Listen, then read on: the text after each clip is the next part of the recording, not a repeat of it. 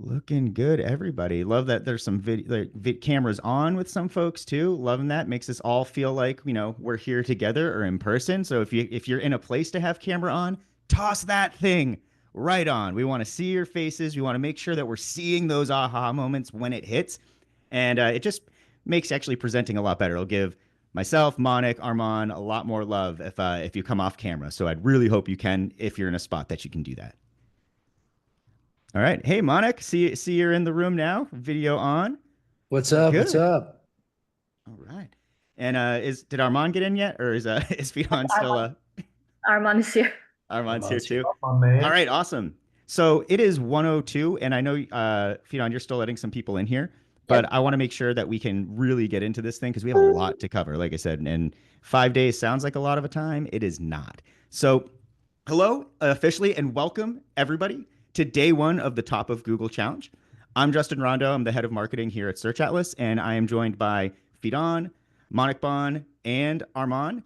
That all rhymed really nice. I like that. And we are going to be your hosts for and subject matter experts and presenters for the Top of Google Challenge. So we're going to be working with you to build something real today, not just teach you something, to actually build. We're going to be building your complete SEO system that's designed to rank at the top of Google and stay there.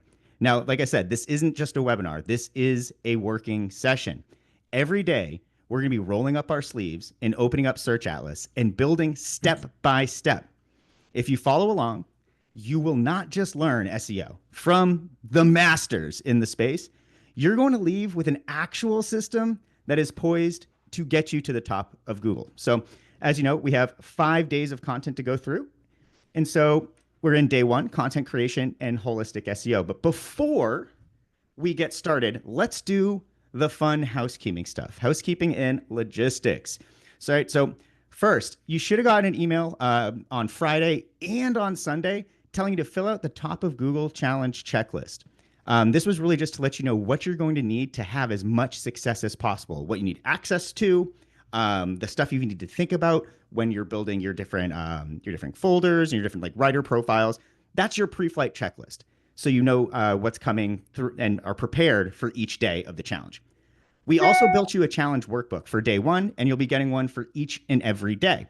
It's where you'll be able to take notes, track your wins, and stay on track. Make sure you're logged into your Search Atlas account now. If you haven't created one yet, you absolutely want to do that. If you're VIP, you get a 30-day extended trial. So all our VIPs, if you don't have your trial set up yet, go do it. Go do it right now. And if you haven't if you're just in the challenge non-VIP, just go start a 7-day trial right now.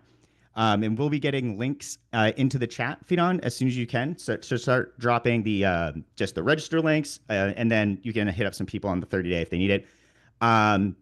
Next, join the Slack community. Not all of you are in there. There are a lot of you on this call, and hundreds of people signed up to be a part of this challenge. So get into the Slack community to work with fellow members and share your progress. That's where we want you to tell your story, even if you have like a minor win early on. We want to know about it, and then we want to see your major ones as time goes on. And then finally, I think Fidan would kill me if I didn't have this in there. Join the SEO theory community. All right, cool. So here's just the overall challenge overview, right? A link instead of QR code is coming, Tracy. Day one, today we're going to be going through holistic SEO and then content creation. Day two, we'll be going into authority building. Day three is your technical configurations for local SEO. And then finally, in UX signals. And we have a special offer for you if you stick all the way to the end. But I have one simple thing that I want to discuss before I hand this over to Monik, because I know you don't care what I have to say anymore. You really want to hear from Monik at this point. And just please make the commitment. Please make the commitment to stay focused and engaged. Please, like, don't multitask. I know we're all busy, but you paid to be here. Make sure you get the most out of your investment, right? That's actually why, I mean, like, candidly, why we asked people to pay to be here, to show that they were going to show up and do the work. Once you get someone to like get out of their pocketbook, no matter how much they're spending, they're a little bit more committed. And I believe each and every one of you all are. Show up every day. We made sure to try and keep this at the same time each and every day, to make it easy for you to have it in your calendar and block out that time. Each session builds on the last. So if you miss a day, you absolutely miss momentum. and really just do the work. We have some homework for you. We're back in school, okay? We are going to have some homework for things to get done. This challenge works if you actually do. If you do the things you say you're going to do, it will work. Trust us. So the best and only results will come when you apply what we teach right when we teach it. And honestly, bring your best energy. I know a lot of you in this call, and I'm excited to work more with y'all. And I know you will bring your best energy. So can't wait to get into it. And that said, Monik, I'm going to hand this thing off to you. Justin, thank you so much. Everyone, thank you so much for being here. This is so fun. I see 200 something, 223 people here. This is so awesome. And you know what I'm really excited about is making it possible for all of us to create our own case studies. Whether you're an agency owner and you're trying to do this for one of your clients, or whether you have your own business and you want to run holistic SEO on that business, today and this week, you're going to be able to do that. And if you follow exactly as Justin, Armand, and I, and the other facilitators who are going to be supporting and helping in Slack, if you follow the workbook and you do what we're showing you to do, you guys are going to get results. The way that I'm so confident about that is that we have over 20,000 websites being automated with auto. We have ourselves, for our clients, over 5,000 case studies. And so this is battle tested. This is not theoretical. This is based on what we've learned day in, day out works and moves the needle. So I want to walk you guys through the framework. We're going to begin high level, and then we're going to move into some practical. So give me one sec while I hold this up. And apologies, I got a little bit of a cold. I caught I think some COVID on my way back. Mild case of COVID. A mild case of COVID, just a flesh wound, nothing that will kill you. All right, can you guys see this? So the biggest issue that we see with a lot of people that are doing SEO DIY is that there's no cohesive methodology being followed. The first is that content is created and published without a great deal of planning or purpose. Actually, as you'll learn as we teach, creating content that is irrelevant to the core of what your business does actually will hurt your rankings. And so publishing content with the correct strategy is essential. That is why today we will begin with that. The second thing is that we see people building backlinks in a spray and pray kind of a way. They're kind of approaching backlink building without a great deal of intentionality. And we will show you tomorrow everything you need to know about how to do that in the most effective, efficient, cost-effective way. We also see people running technical audits more as one-off tasks on a semi-regular basis. And the problem with that is that a lot of times there's a lot of gold in your technical issues that you can solve immediately, rapidly, and see dramatic improvement by doing so. And most of all, what we want to be doing is building a strategy that works together and is hitting all of those sweet spots for Google, because it is a multi-signal model. So what holistic SEO is really about is it is a unification of all the signals that Google is studying. And it's actually not just Google that is looking at the world in this way now. It is Bing, it is ChatGPT, it is Claude, it is XAI. All of it is coming together. We will show you guys some of the differences in the ranking factors between the different search engines. They actually work a little bit differently, but at the core of it, when we optimize for Google with this holistic methodology, we are also optimizing for the other search engines. The core essential 4 pillars are content authority, your technicals, and your UX and behavior signals. These are the 4 pillars of modern SEO. Now, I'd like for you guys will see one of the questions in the workbook is this, filling this out. So look at this, and I would like you guys to commit this to memory, okay? This is the holistic methodology. Understand that these are the 4 pillars. Every single SEO tactic or strategy that you've seen will fall into these 4 pillars.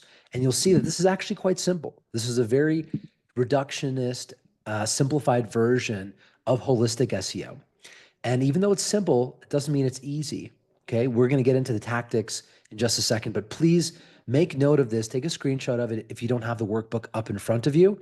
But please, guys, take your workbooks and fill in authority, content, technicals, UX, and click signals. Can I just get some feedback in the chat from people who have done that and see it in their workbook? Just want to make sure you guys are able to follow and do this. Mason, thank you for the immediate response. Clinton, awesome. Robert, I see it. Gala, Jordan, Tyler, amazing. I see a couple people a little bit confused about the workbook. If we could post a link once again to the workbook, I do believe it's posted up in the chat. You make a copy of the workbook so we're not all sharing the same workbook. Thank you, Josh, for pasting that. And so make your own copy of it. You guys will work through it together. And then what we'll do at the end of the session, you guys, I believe you can share the workbooks with our team. If you have issues in Slack and you need help, we will actually review your workbook because we want to understand your needs, what you're working on, and we'll tailor our suggestions for what we see in your workbook. So the workbook is not just for you to kind of work through the knowledge as we present it. It's also for our team to be able to support and help you by understanding your unique holistic SEO framework and needs. Okay, perfect. Let's move forward. So what holistic SEO is, it is a cohesive system. It is the one and most powerful method. It is the ultimate method because it understands Google from the most fundamental level. It understands what a search engine will look for. And the power of this thing is that, guys, I've been doing SEO professionally for over a decade. Our agency, LinkGraph, does over $10 million a year. So does our SaaS.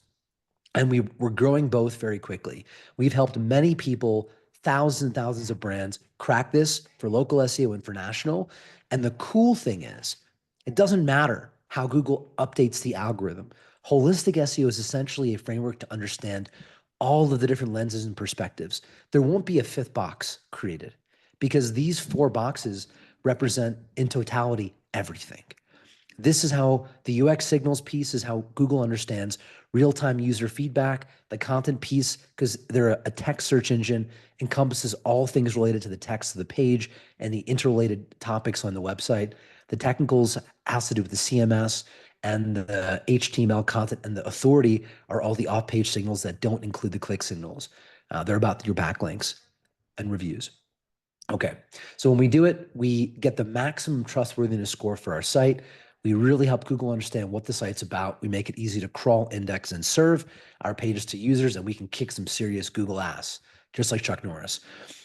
Funny thing about Chuck is actually we helped his brand get to page one of Google. This is really funny. He could roundhouse kick you in the face, but he couldn't get himself to page one of Google to save his life. And so we helped him do that with Holistic. And I think we'll see some case studies in just a second, maybe a little later, but we have literally hundreds and hundreds of them. So when you follow this framework, the beauty of it is that you will see that SEO is not a sort of a chancy kind of a platform. It is a platform. It is a marketing channel that stacks and builds. And as you keep building, it keeps growing. Every month, we drive more and more and more conversions through that channel, not fewer. And that's amazing. It means that what we can see is SEO actually has the highest ROI of any other channel.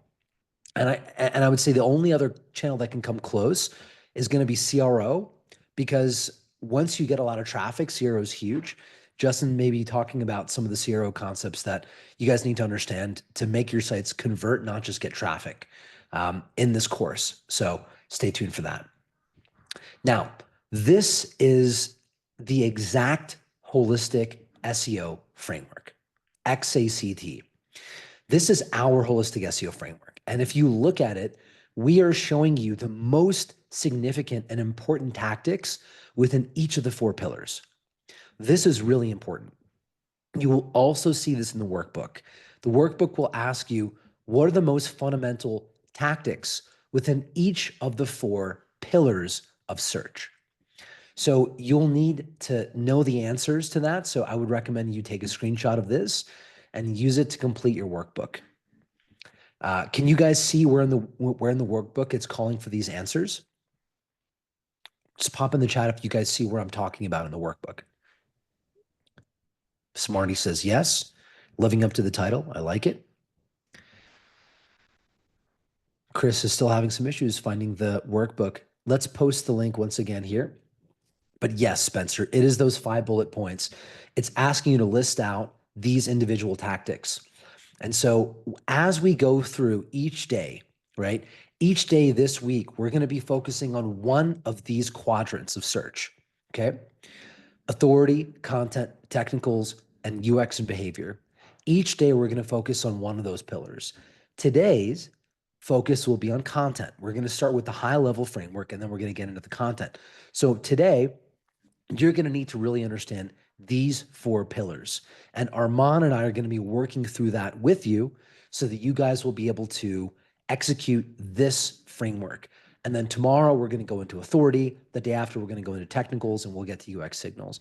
So don't worry, you don't need to understand all of these components. We'll take them in turn day by day. And there'll also be a focus on local SEO as well. Sound good? Awesome. Now, what we found is that when you use this framework, search in 2025 is more like this, where we're the cat and we're chasing the mouse.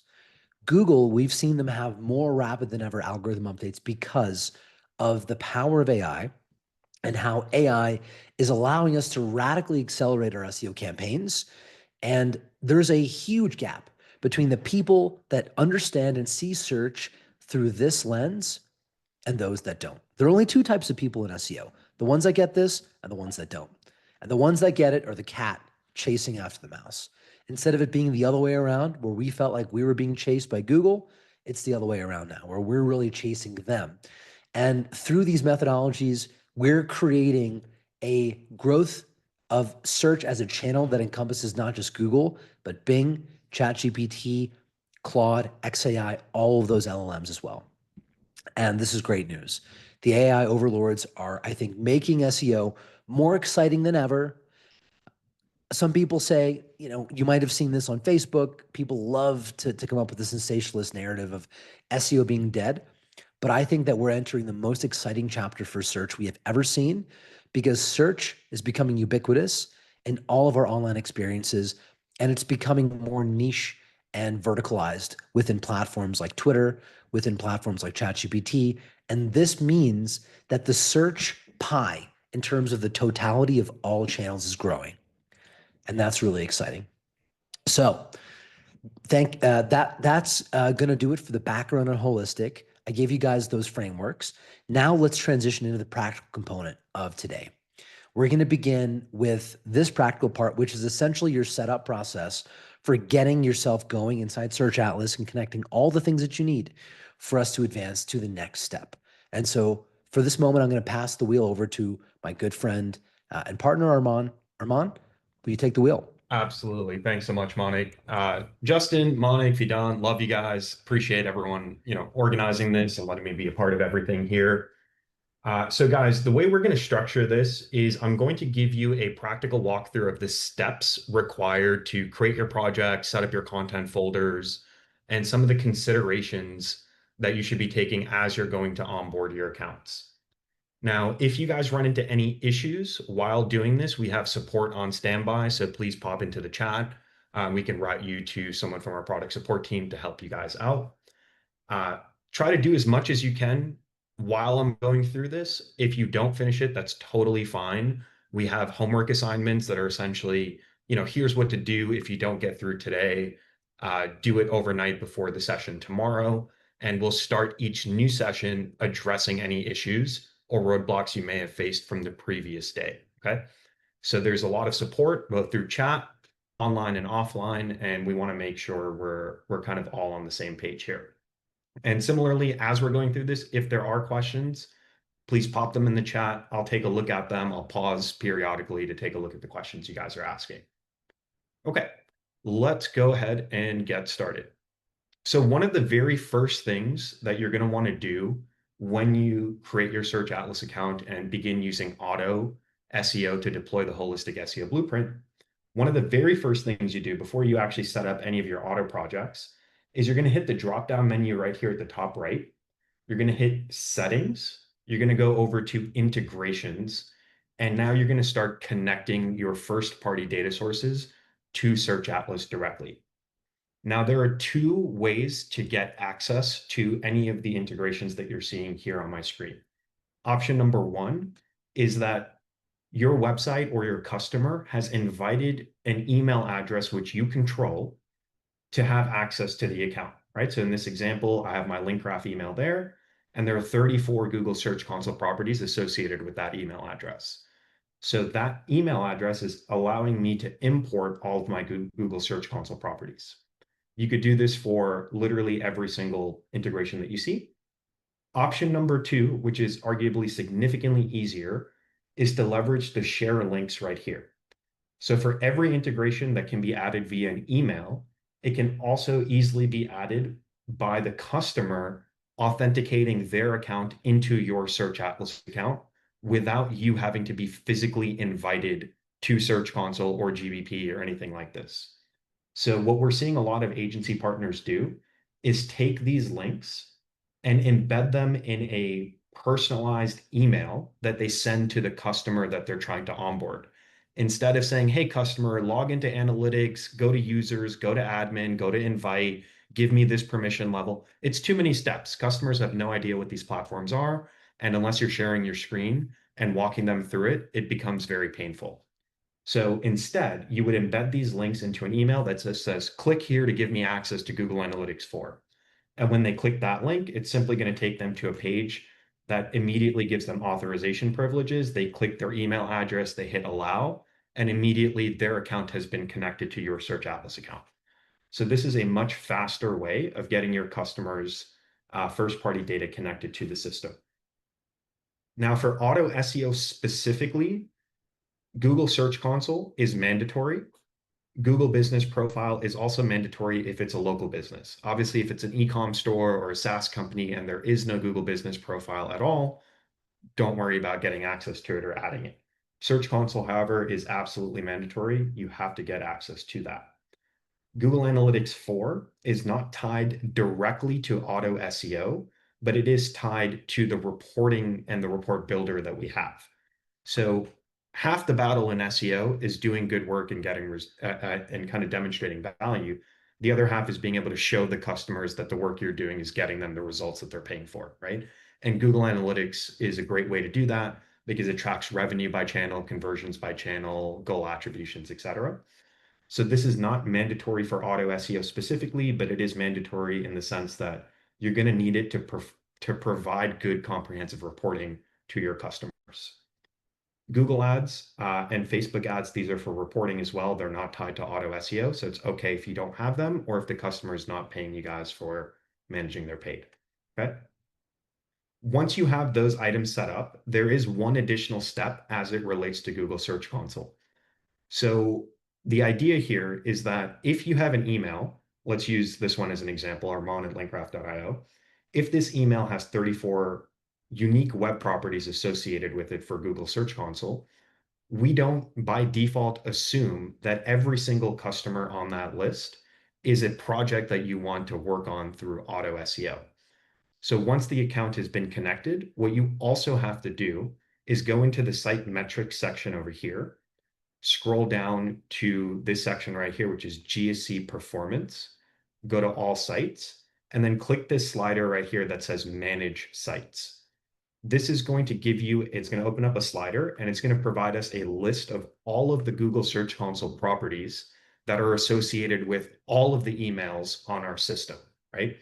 And from here, by default, all of the locations are going to be set to disabled, right? So the user has to come in here, hit the dropdown, and turn on the site and then select the locations that they want that data imported from, right? So you may have hundreds of websites associated with your email, but you need to physically activate the ones that you want to work on with auto SEO, and you need to specify the correct location. We recommend doing worldwide and the United States, or worldwide plus whatever market is the primary, so Canada, Australia, etc. Okay. Those are very important steps to make sure we have the right first-party data being fed into Auto's brain as it provides recommendations. Okay, now once that data has all been connected, we're then going to go into Auto SEO. It's going to be the first module under projects. And we're going to go right here to Auto SEO V2 and all sites. And we're going to hit the create button. Now here, we're simply going to type in the URL of the website that we want to be working on SEO for. Once we hit the project, we're going to go over to the next step. And the next step is going to be all about building your knowledge graph. So I'm going to show you guys an example of what all of those fields look like. So after you create the project, the next step that says setting up is going to be all about building out a knowledge graph for the business that you want to be working on. The knowledge graphs have 5 different components to them. I cannot stress this enough, guys. The knowledge graph, filling this out to the highest degree of completion you can do, is one of the most impactful things of ensuring the quality of the AI suggestions that Auto is providing, right? So the idea is business information is going to be boilerplate data. So what language does the business operate in? Auto SEO supports all major languages. You're going to give it the business name, a description about the business. A lot of people are grabbing either the Google Business Profile listing or they're grabbing information from the About Us page for the customer and they're filling that in. Some of these items, it's okay if you don't have. A lot of customers actually don't know what their VAT ID is or their tax ID or their ISO codes. That's okay. You can leave those fields blank.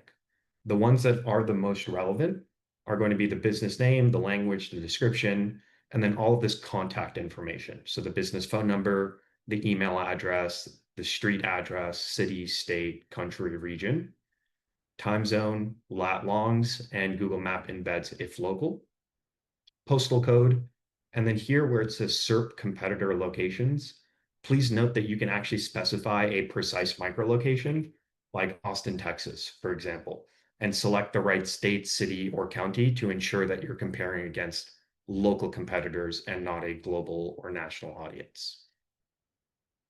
Okay. Now, Hey, Armand, one question yeah, for you.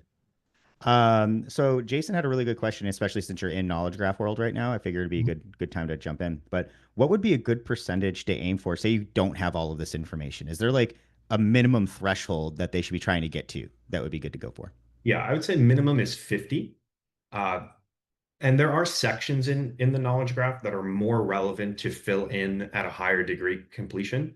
I'm going to cover that in a moment. But I would say generally, if you have about 50% completion, uh, that is kind of the bare minimum that you should be shooting for. I've seen like 47, 48 also be passable. But again, if we're looking at what are the sections that are the most relevant, the top pages in business information for sure are going to be the most relevant to get as high up in the completion mark as possible. Cool. Okay. So this section here, the top pages, this is the most important section of the knowledge graph outside of the business information. So what is actually happening here? What we're doing is based off the Google Search Console connection, right? GSC. So based off Google Search Console, we are going to the website in question and we're importing all of the pages that are currently indexed in Google Search Console. And we're bringing in all of the web pages from GSC into Search Atlas. We're then looking at the performance of the individual URLs, and we're identifying what are the top 3 keywords based off their clicks, impressions, and click-through rates. And we're trying to intuitively figure out what is every single page on this site trying to rank for.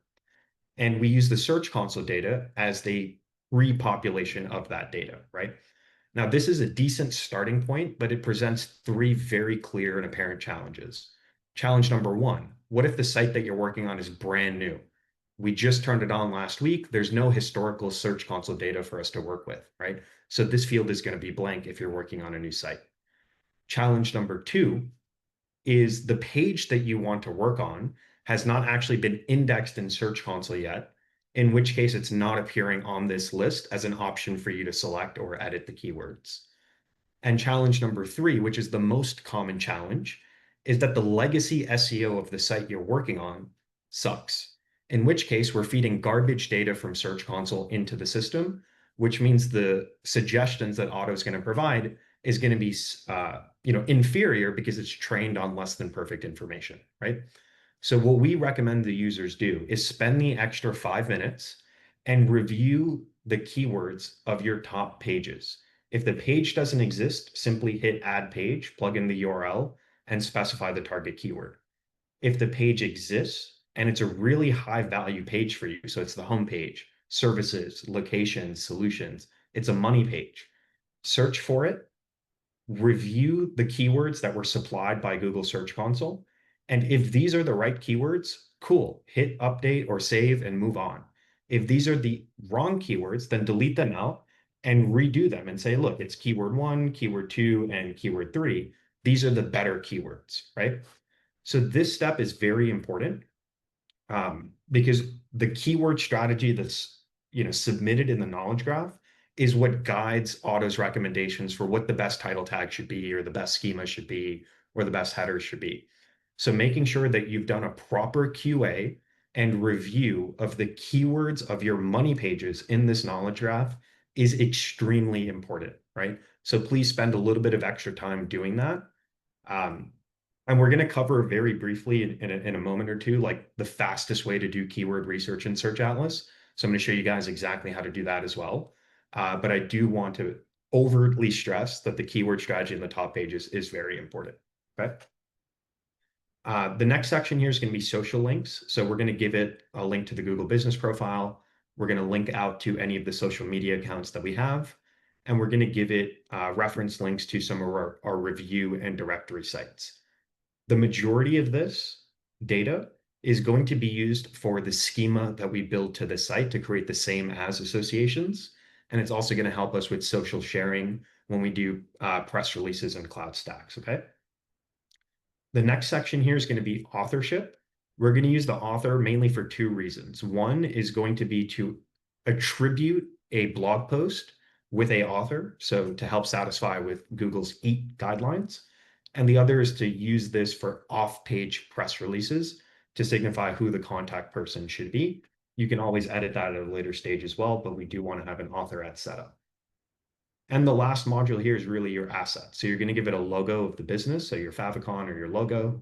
You're going to give it up to 10 photos of the business, the team, the company doing jobs, really any first-party images that you want to supply. And if there are specific YouTube videos about the business that you would like to promote within content, you would also embed links to those specific YouTube videos in this tool, or in this section of the tool, rather. Now, just to recap, everything that we're doing, we're providing Auto, our AI agent, with a combination of first-party Google data from Search Console and Google Business Profile, so it can understand who's the business, what are the keywords, what are its location attributes. But we want the user via the knowledge graph to refine the data and QA it to ensure its accuracy before you let the AI give you, hundreds of potential suggestions, right? Now, before I go any further, I'm just going to pause really quickly and see if anyone wants to unmute and ask a question, or I'm just going to scan through the chat as well and see if there's anything in here that I've got some questions for you, Armand. Oh. So one of the big ones that's been coming up here is like how to handle multi-locations. And yeah, so that's come up by like several people right now. So if you wanted to talk about like when you're building these graphs out.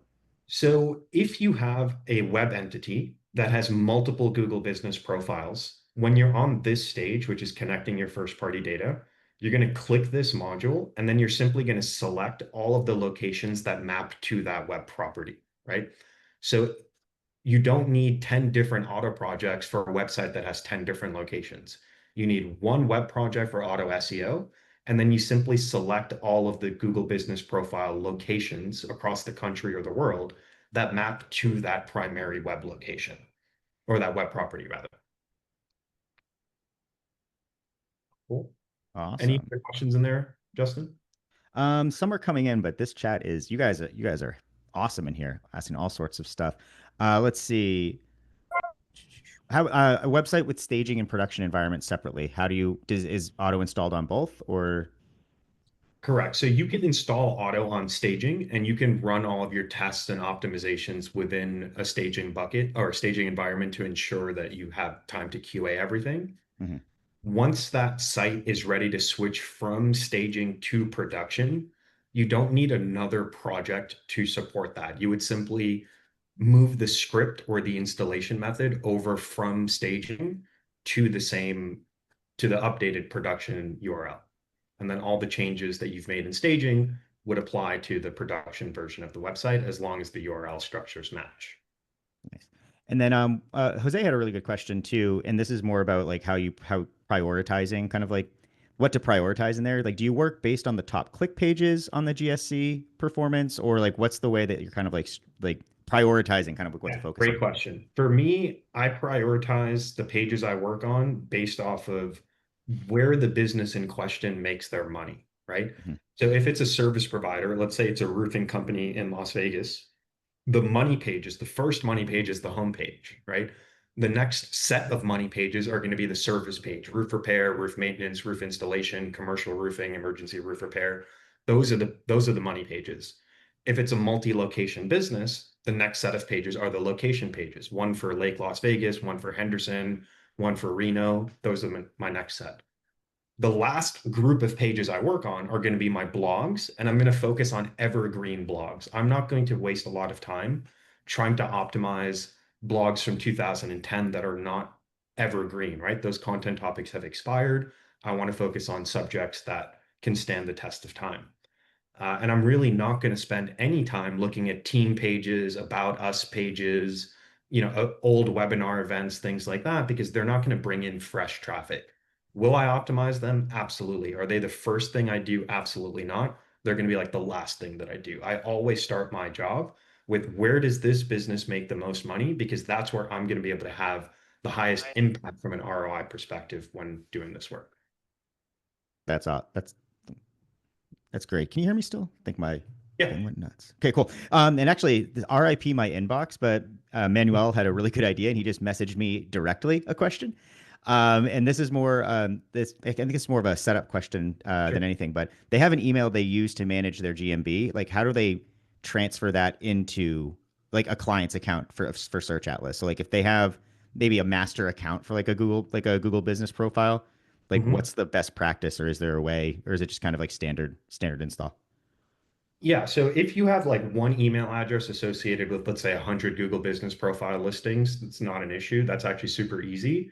You would have that email address, like your internal email address, be the one that you authenticate into this, right? So when you hit connect account, you'll simply just select your internal email address, and all of those locations will be brought into the system immediately. And then all you have to do is say, out of my 100, this one or these two or these 10 map to this Mhm. website. Nice. Hopefully that helped you out there, Manuel. And then there was one more question regarding GBP locations, and I think this might be an easy one for you too. Sure. What if you have multiple GBPs in multiple cities, but you don't point them to the same web property, but instead like each city has their own like specific hierarchy of pages where it needs to point to? Like so you're kind of a more like kind of complex like intercity kind of brawl happening between these Google business profiles is occurring.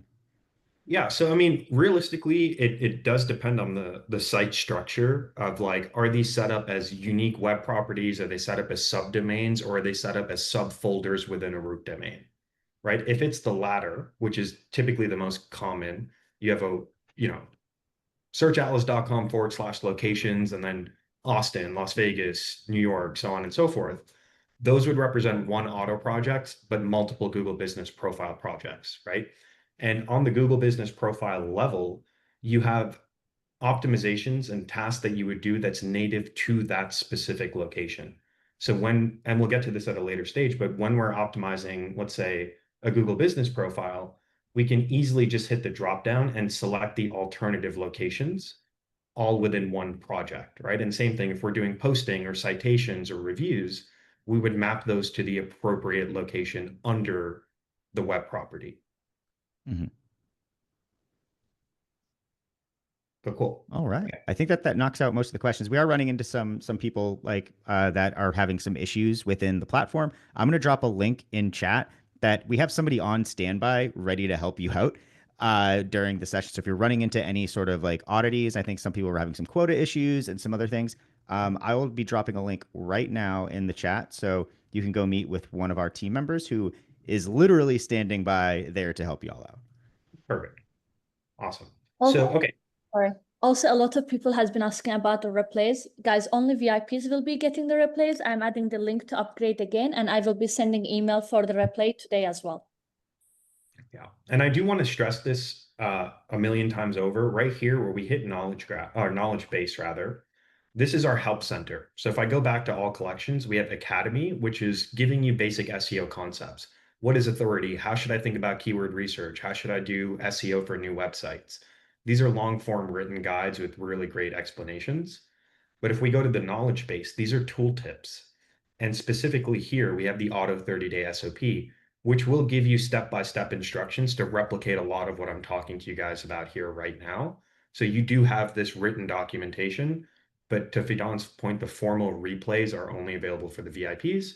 But we don't want to leave you high and dry. So please check out the knowledge base, our YouTube channel, as well as the course material that we've done on Udemy.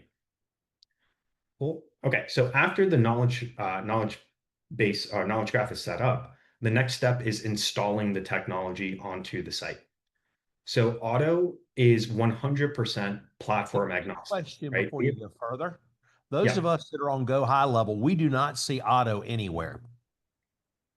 Correct. So if you're on Go High level, then the auto modules are within Go High level. So instead of clicking Launched Advanced Dashboard, you have this section called AI Recommendations, and that is auto. It's just in the GHL site builder.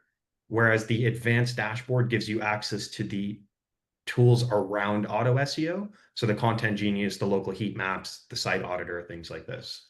Okay, is it better for us? Because I know it's the same price. Is it better to deal directly through you or through Go High level with that being the case?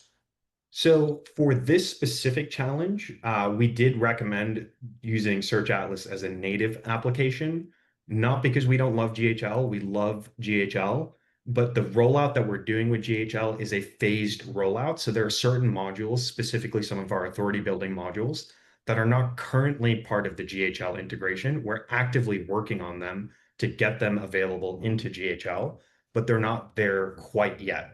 So there are a handful. Just on that, what do we do to transfer the account to you directly so we don't have to wait on that? Our support team would help with that. So you go into one of the breakout rooms and just say like, hey, I want to move this thing over, and they can help you with that. Okay, for those of us who are on the VIP, do we do that now or after you're done? Because I thought from that you said you guys are hanging around and giving us support after the hour was over. Is that correct? Yep, exactly. I'd rather listen now than do the support afterwards. Absolutely. Thank you, sir. Absolutely. That'll answer the question for a lot of us on GHL. Cool. Also, Armand, could you take a sorry. step back and because it's been trying to like look at our look at your guys' screen and go to our screens and having technical issues and opening different things. There's a lot going on. Can you just take a step back in terms of like where you took us to knowledge base? Because like I'm trying to do certain steps and because we're getting errors, I can't get to the places you're going. Can you show us where? Yeah. Let me put a link in the chat to the help center, which is the full collection of everything. So I'll put a link to that in the Zoom chat. That's fine. But if you just in terms of in the UI, if you could just show us where you click to get this process started. Yeah. So the first thing that I clicked was I went to Auto SEO here on the left hand, and I hit Create Project. Then I typed in the site that I was looking at. I hit Continue, and then it took me to the knowledge graph setup. Okay, great. Cool. Because it's part of the automated process, it had us create a project. So should I be finding the project that we already created Yes. in the front setup or versus creating a new one? Right. So if you created a project on the home screen, then that would appear here on your list of potential projects below. Okay. Thank you. Absolutely. Cool. Okay. So then here within Auto, we have this installation guide that will give you recommendations for how to install it depending on the site that you're working on. If the site is built with WordPress, we do recommend going for the WordPress plugin. You can also white label the WordPress plugin. We do have a Shopify native plugin as well. We have an option to deploy the script, the JavaScript pixel via the Google Tag Manager container, which is lightweight, very easy to deploy. And this also means now you don't need to have backend access to the site if you have access to Google Tag Manager. So you can use this version of the script, pick your CMS or go for custom installation and just follow the instructions here. You can also simply email these instructions to your web developer so they can do the work and just let you know when the project has been created.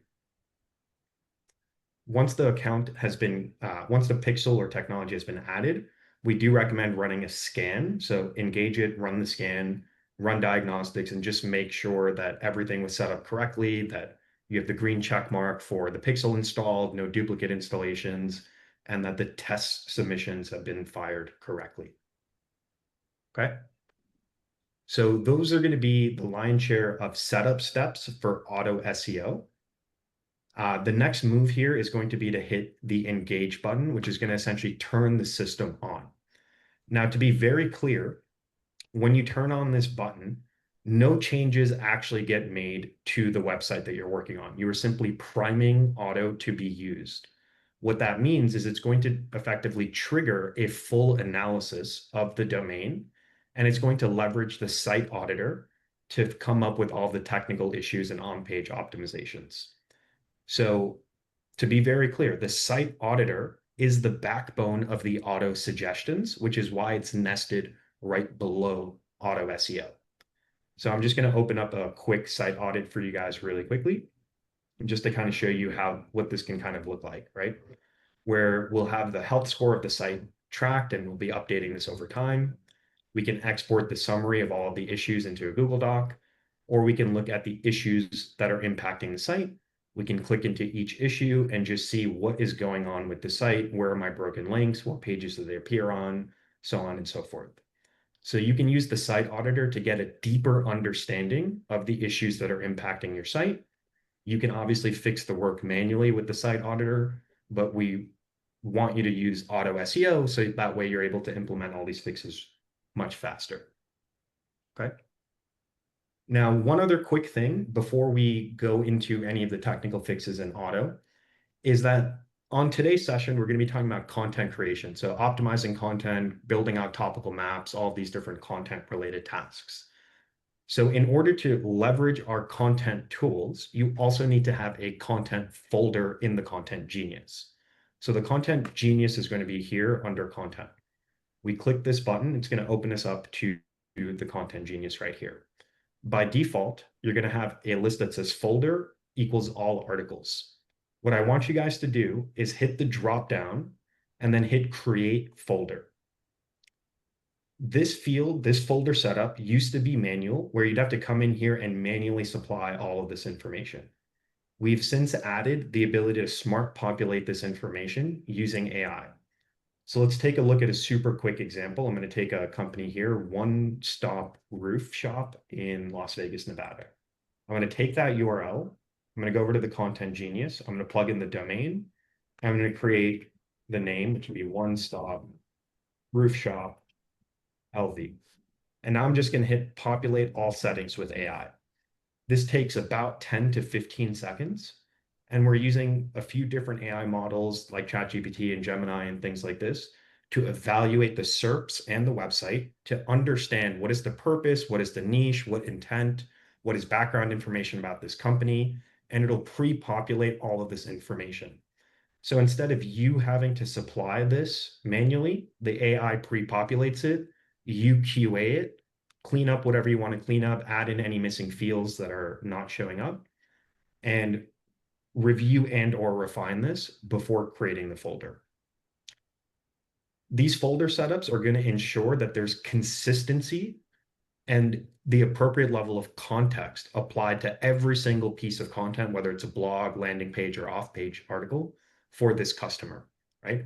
So every topical map, every blog, every service page is going to be nested under this folder, which is why we recommend, again, spending an extra couple of minutes to review the folder configuration to ensure that there's enough context applied to the articles that you're going to be creating going forward. Okay. Again, I'm going to pause here really quickly. Just Justin, any questions we should field? I got you. Yeah. So when you're like, should you be creating a specific folder for each client? What's the designation from when you create a folder? So I would create a folder at setup. So as soon as I'm done with my auto setup and installation and all my check marks are set up, again, before I deploy anything from a blog or a landing page perspective, I'm setting up this folder, right? To ensure that I have a finely tuned group of AI models that understand the brand that I'm writing for. And I'm going to be using this folder to optimize existing content, so homepage, service pages, location pages, to build new service pages, location pages, and to create a ton of supplemental content to bring in my topical authority into this space. All right. And then I know like I was actually going to give instructions in here, but can you show just how you got to this folder settings section again, like when they get into content? So Absolutely. in the left-hand nav, you go down to content, then you'll have that. Yeah. So we'll start from there. Yeah, so say we're on the home page, we're going to go to content here on the left. We're going to go to the content genius. We're going to hit the drop down selector and we're going to hit create folder settings. And then we're going to name the folder. So company name. We're going to supply the domain URL. We're going to hit populate all settings with AI. And then we're going to QA and review all the information that the AI has pre-populated here for us.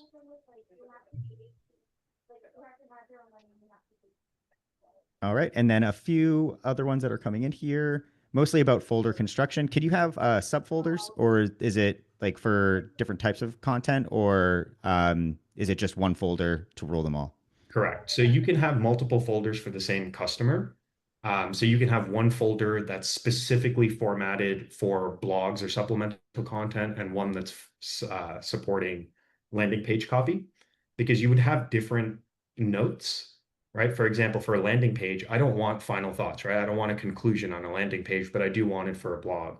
Same thing, things like table of contents and certain areas in here are more conducive for blog content than they are for landing page content. You can do two folders, or within an article, you can edit the details for a specific piece of content as opposed to having two folders, right? But if you do create two folders, at the dropdown, you'll have this filter that says group folders by domain. So if you have multiple folders, they'll all be grouped into one customer account, so you can toggle between the multiple folders that you've created for that customer. Awesome. I think, let's see if I have any more folders, keyword questions coming through. I think we got most of them. Brandon, I've already started. Any reason why good. the folder name would be grayed out? Well, grayed and says all articles. That typically means there is no folder created.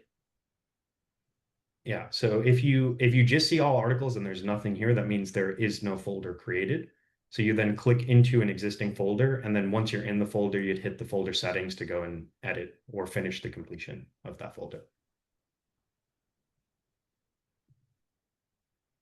I put a question in there about search intent and business intent. In terms of speaking to how, because that AI did not complete that. Yeah. Thoughts about like what we mean. So we're an e-commerce site, Shopify site, selling our own products. Yeah. So the business intent is really like, what is the business hoping to accomplish with the content that you're creating?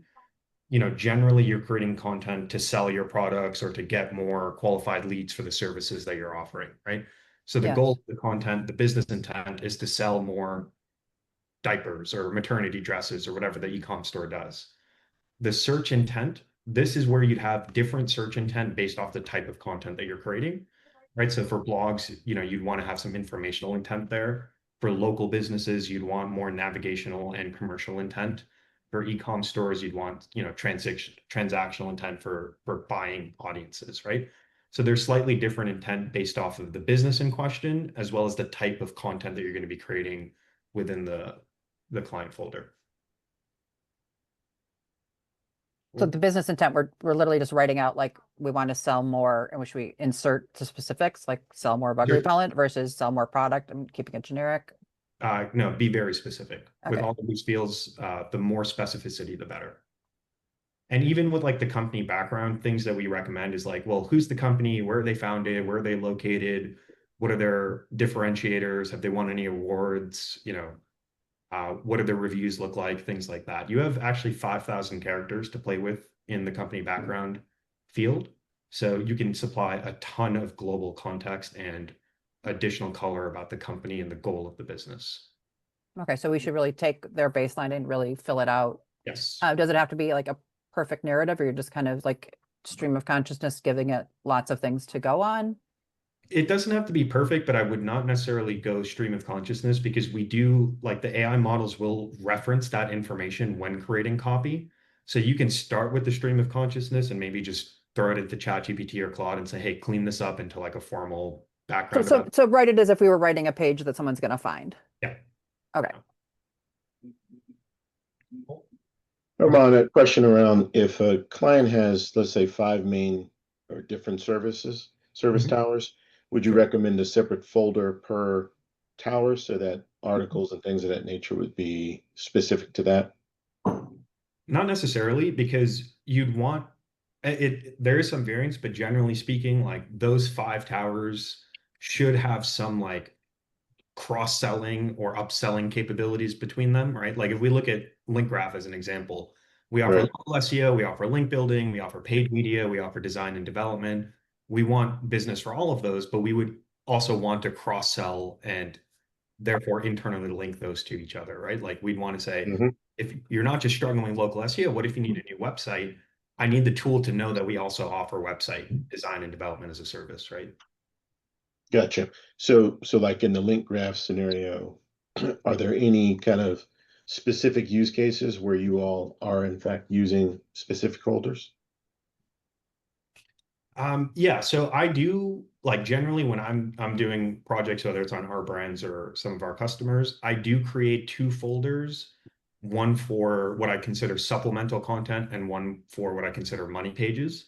Um, just so I have to do less editing of settings within an article as I'm going to create it. Okay, that makes sense. Just one final question. Mhm. So down in the bottom where it says terms to exclude, Yeah. could you go through a couple scenarios where, where that would apply? Yeah, absolutely. So the terms to exclude, the use case here is going to be if you don't want the system to explicitly call out competitors. So for example, if I was setting up a folder for Search Atlas for landing pages, I would say exclude SEMrush and Ahrefs. But in my blogs, I may also actually want to have those entities in my content. So for landing pages, I would not want my competitors, but for blogs, I would be okay referencing a competitor because I'm contrasting their offering to my offering. But the other and more relevant use case for this is compliance restriction. So if you're in a compliance space or in a law firm that's like very particular about, hey, we can't guarantee success or we can't say this medication will cure X, Y, and Z, there's certain phrases that certain brands, they're like, this is an absolute no-go in my copy, right? So you'd want to plug those things in there. Gotcha. Okay, thank you. Absolutely. I have a quick question. So Yeah. let's say if I didn't have the folders made with my specific brand, if I already made the content, how can I remake it with the specific, would I have to start a new article with all the keywords I use or how So would I? always do like let's do that as a super quick example. Say we're in all folders because we didn't know we needed to create a folder, right? It'll say here folder equals unassigned. So then what you can do is you can take an unassigned piece of content and reassign it into an existing folder or add a new folder from this workflow. Once it's in the folder, then you would have to go into the actual article, right? And then you'll hit write with AI. You'll import. So if it's a blog post, you'll say, hey, import my structure, right? So we have the structure of the article. And this time we'll say rewrite the copy, but this time it's going to rewrite it with all of that information that's applied in that folder, right? So yes, you do have to regenerate it, but not regenerate it from scratch.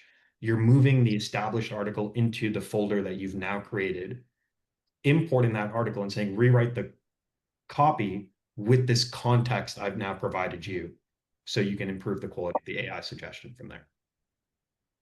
Okay, thank you. Yeah, Google My Business profile that's on that form, the URL. If you have 3 of them, how do you choose? We work in real estate, so we've got 3 offices. In that use case, I would set up 3 separate folders. Set up 3 separate folders in. Yes, for multi-location, like 3 different GBPs or 5 different GBPs. They all are going to go to the same website, but they have different physical locations. So still 3 folders. So really the only use case for that GBP link is like if you intend within a blog post or a landing page to directly reference that Google Business profile multiple times. That's fine. Then we'll just do the main one. Cool. Yeah, because you can always change it on the actual article level, right? It's just the folder, think about it, global rules. Whereas within an article like this, you have these additional customization layers and you can turn settings on or off or update them before the AI actually creates something for you. Got it. Thanks. Armin, I have a quick question. I'm the agency owner for Go High Level. All these guys are in my group. Yeah. When we scanned, a lot of us signed up through Go High Level. We scanned, Smarty the Realtor is my website. I have 212 pages so far, 'cause my blogs, but Search Atlas capped at 100. Is that a hard limitation, or No, capped, or that's why a would it only setting. cap? That is a setting, right? So if you're in an auto project, you click this button right here, and you scroll down a tiny bit, you'll see here this section called Pages to Crawl. By default, when you create a project, the default state is 100 URLs. So the user can come in here and max that slider out to get the whole domain being crawled in one. That's good to know, Campbell and everybody, because we didn't hit that thing. Tell us, where'd you find that setting under? It'd be here in That'd be nice. your projects. And then option number 2 would be on the site auditor level. So if you click site audit, let's just open this up here and say I take this domain and I want to run a site audit on it. And I can do this in bulk. If I'm on Pro, I can add, multiple sites. But I set this up, and then the first thing here, it's going to be max pages to crawl. And then I can here and then just max this out and say crawl the whole thing, crawl it every day, every week, every month, or never. And then you have some additional permissions of like, what user agent should we use? Do we respect the robots file? Do we enable JavaScript rendering? How fast should we crawl it? And are there sections of the site that we want to omit from this crawl? Like, don't crawl my author pages, don't crawl my tag pages, but do crawl everything else, right? So you can set like do's and don't restrictions here on the crawling levels. We're gonna have a whole session, guys, Cam, on everything on that, because with our website that we designed. I'm not even finding that on our link, Smarty, for that. Yeah. This page right here that he's on, the site audit. Let me take a look and see if I can replicate this in GHL super fast. Can we, in this case, I know we have some time set aside, like after the fact, to kind of go through more direct things and direct questions there. I want to make sure that, because I want to be respectful of people's time. We are at the top of the hour, and I want to make sure people that have come in understand kind of the base challenge things, just so we can say, hey, here's the stuff here's how you can knock this stuff out, and here's the homework tonight, so you all can do it. And then we can dig in and go real deep on some of these more specific technical questions. If that sounds good to y'all. That sounds perfect. Yeah. Yes, please. Perfect. Awesome. Yeah, and just while I have you guys, like in here in GHL, like if you're working on a site, right here where it says AI recommendations, these are the auto modules that we're going to be talking about. If you hit this button, which launches you into the advanced dashboard, it's going to take you here. And then what I was just showing you is right there, site audit, all sites, plug in the site, and then specify your page count right there. Okay. Cool. All right, let's get back to it. So that's a lot of the setup, right? Installing, connecting your integrations, connecting your properties, building your knowledge graph, setting up your content folder. Now, one of the first things that we're going to do here is we're going to create a topical map. So if we scroll down into new content, we're going to see this module right here called topical maps and supplemental content. We're going to go ahead and click that. So we're inside auto SEO. We're going to scroll down past the technical fixes, past content optimization, and go down to new content. And it's the first module under new content. And we just close out some of these tabs. There's just way too many of them. Okay. Also, if you're click on the project you created, Rachel. Also, just to let you know, if you're in the content, they're wrapping up a conference call. So here's your guys' marching orders for today. Is someone? Hey, Duggan's mute, please. Duggan sisters. Mute. Mute. Okay. So we're going to look at this.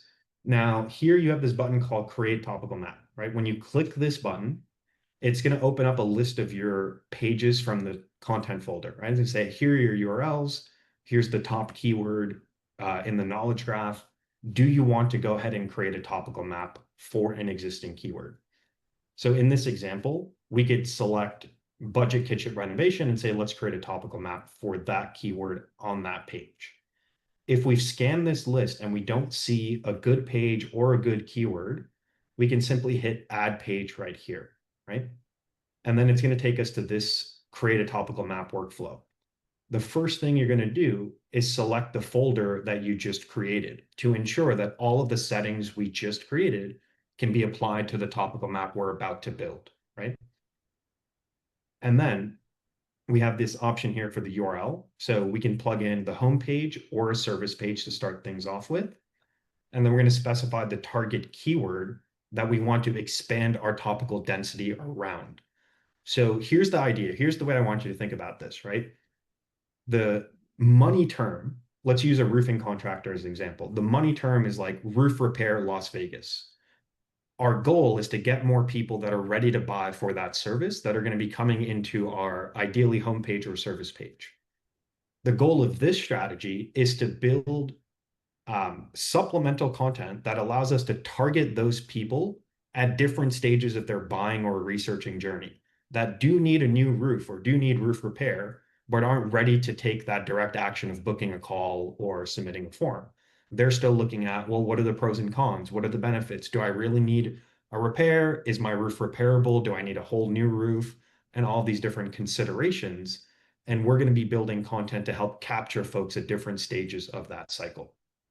So in this example, we'll come in here and give it that keyword of, let's say, roof repair in Las Vegas. And yes, I do recommend adding your location to the keyword to ensure that all of the blogs and supplemental content you create is tied to the geo where this business operates in, right? Here, we're going to prompt it for how many values we want. So how many subcategories should we create? I'm going to go ahead and put in 10. How many long tail keywords per subtopic? I'm going to put in 5. And I just need one article title per long tail. So I'm going to get 50 article suggestions based off this one prompt. Again, if I've already created a folder, I'm going to apply it to the folder. If I was lazy or I forgot to create a folder, it's going to be nested under all articles. I'm going to hit create and continue. And then it's going to force me to go ahead and build that folder again as the next step, right? So you can do the folder setup preemptively, or you could do it when you get to this stage. My recommendation is just do it at setup so you don't forget to do it later, okay? Because it is very important. Cool. And then that's all that it's going to take to create that content, create that supplemental content strategy for us. So Cool. it's creating the strategy, not the content, clearly, right? It's saying here's what Absolutely. you should be writing on if this is what you want to be getting attention. Yep, exactly. So it just finished. So roof repair in Las Vegas. Now I hit edit topical maps and it builds this content tree for me. So again, the idea is this is the main thing. This is what we're trying to demonstrate topical authority and subject matter expertise on. And we want to build pipeline for this thing. So what are all the subtopics and subcategories that we should think about creating content for? We're going to have things around roof repair techniques to demonstrate that we are experts and we know all the different techniques. We're going to have what are the common roof issues that, you know, homeowners are going to experience, and specifically in Las Vegas, right? That's why this is also hyper relevant, because we've localized it to the market that we're trying to operate in. How to choose the right roofing contractor. What about emergency? Is this emergency? Can I wait a week? Or, you know, is my roof leaking and I need this done right now?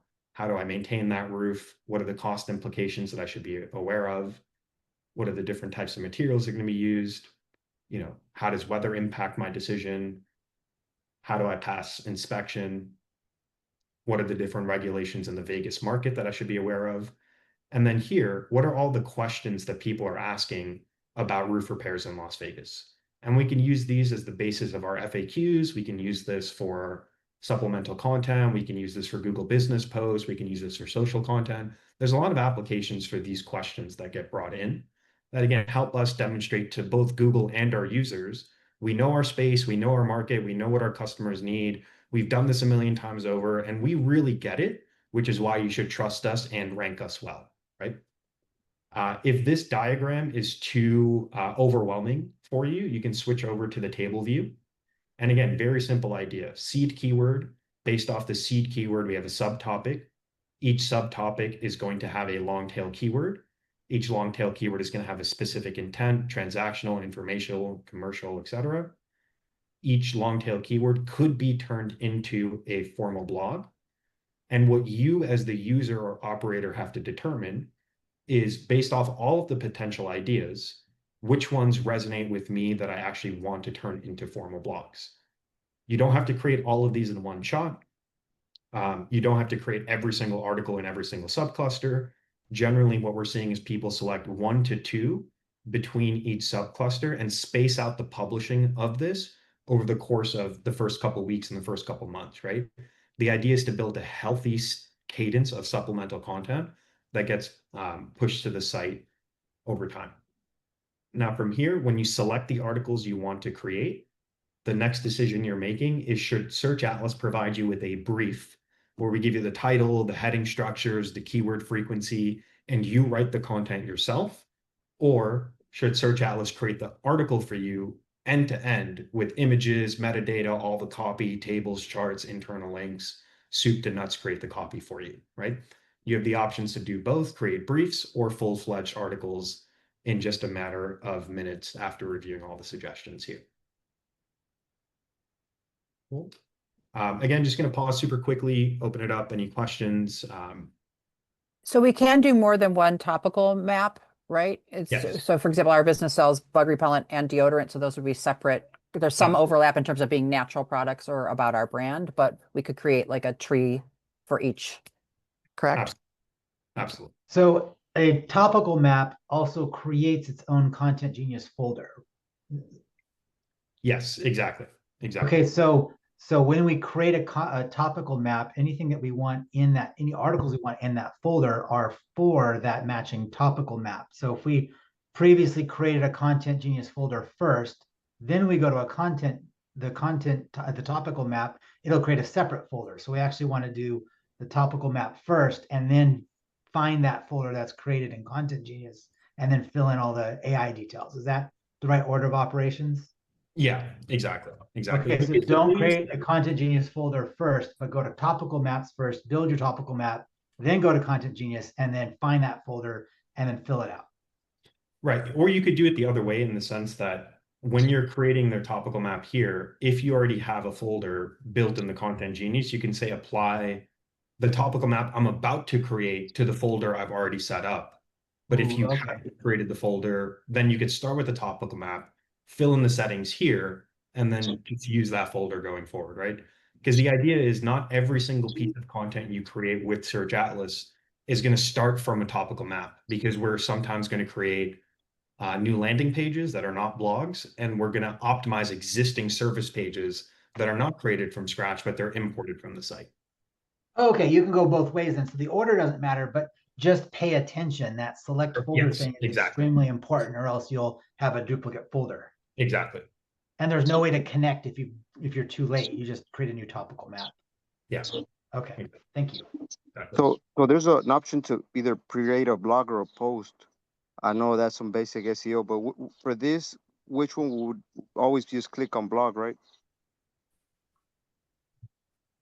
I'm not sure I understand the question. Can you say that again? Whenever you create the piece of content, it gives you an option to either where it's going to be a blog or a page. Yes. So how do you know which one to choose whenever you're doing these topical maps? Like the different contents. So the topical maps, just to be very clear, is exclusively for blogs, right? It's not service pages. If when we're doing service pages, we would not start our journey with the supplemental content tool. We would start our journey with the Content Genius tool directly, right? So let me show you guys a super quick example of how this content tool works for optimizing existing pages. I'm going to show you this with Search Atlas, but I do also want to call out a couple real-time examples. So I pulled up this site after doing a search for roofing contractors Las Vegas and seeing who's on page 1 and who's on page 2. This guy was on the top of page 2. What is wrong with this site, right? I know we haven't gone through it. There's a handful of pages here. But one of the biggest issues that I see with this site, that I see with a lot of local service provider sites, is that they do this. They say, hey, these are all of our services. Here's one paragraph about each service. And they expect this page to be strong enough to rank on page 1 of organic search for all of these related but different service offerings, right? If your sites look like this, where it's just a service hub or a homepage that lists out 10 services, but you don't have formal pages for each one of these services, then that's your first order of operations. Before you go create all of your blogs and this and that, first create targeted service pages, one page per service that you offer, localized to the market that you're offering that service in. You cannot expect a generic service hub to be a catch-all to rank for every single service on the internet. It's just not going to work. So you have to create targeted service pages. So this site, if I was working on this site, the first thing that I would do is not create a ton of blogs. I would start creating my first group of service pages. If I was looking at this site, One Stop Roof Shop, that has all of these service pages like roof repair, roof installation, roof maintenance, the first thing I would do is I would decide out of all the services we offer, which ones give us the highest value leads when we close them. And then I would start re-optimizing these pages using the Content Genius, because I know that these pages have not been, optimized for entities and all these different things that we know it needs, right? So if this is the site that you're working on, create new service pages first. If this is the site that you're working on, optimize existing service pages first, right? And just decide what is the service that gets the client the most value when we get customers for that particular service offering. On the Okay. topical maps, if you've been using Auto for, let's say, 3 months, would you suggest that we delete the topical map that we already have and just start from fresh of what you just showed us? It depends, because some topical maps out the gate are set up fantastic. Sometimes, though, I do see existing customers with topical maps that are not necessarily localized. So, for example, they'll create a whole topical map about something like this, like room decor ideas or HVAC installation or something like this, but they haven't localized it to the market that that business is in. So is the topical map good? Yes, but it's not tailored to that market and the pain points associated with the residents living in that market. So yes, if that's the way you did it, I would recommend redoing it to ensure that the topical maps are localized so that all the supporting ideas you get, have that, again, local entity association. What's the easiest way to delete what you have? Do you go down each one of those items and delete it, or is there a way just to delete it and start from scratch? In terms of like the existing topical map or the folder, I mean, you can leave it, you can delete it, but yeah, you just go here and say delete this folder and all of the things nested under that folder. Okay. All right. Armand, with the service pages, are you able now to create the service pages and push directly to a GHL site? Not yet. So we're able to do it with WordPress and to a certain extent Shopify. We're working on the integration for Search Atlas to GHL Page Builder. It's not live yet, though. I know. Any ETA? I don't have an ETA on that, honestly. Okay. All right. We'll be supporting some options where you can export it as HTML and bring it into any CMS using the HTML content. So, it won't be one click, but you can just copy and then paste. The other thing I wanted you can do that now, right? It's the full automation is really what we're going after. Totally. Yeah, we'll get it. Okay, thank you. Can we the other thing I at want least to talk panic this quarter for GHL, perhaps?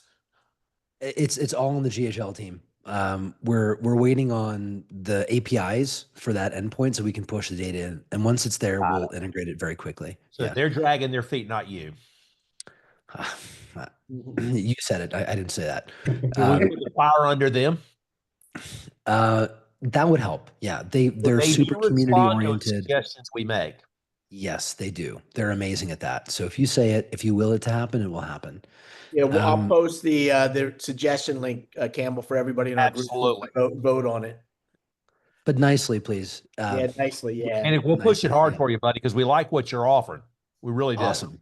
Yeah. And thank you, guys. And I want to touch on another topic that's important. I see a lot of people asking about the velocity. So in the system, you can publish 1 article a day. You can actually publish 100 articles a day or even 1,000 articles a day. So where do you want to land in that? The thing is, the publishing cadence, what Google is looking for, and this is going to go a little more advanced, is they're looking for depth, vastness, and momentum. Okay? We want to start with mastering our depth here. And the topical maps allow us to get the depth. You don't want to go wide, you want to go deep. Okay? Remember that. With our content that we're publishing, go deep as you can go. Once you've gotten to the bottom of that hole and you can't find new topicality to explore, then we go wider. And as we go wider and we go deep, we want to maintain a nice, stable publishing cadence, a momentum.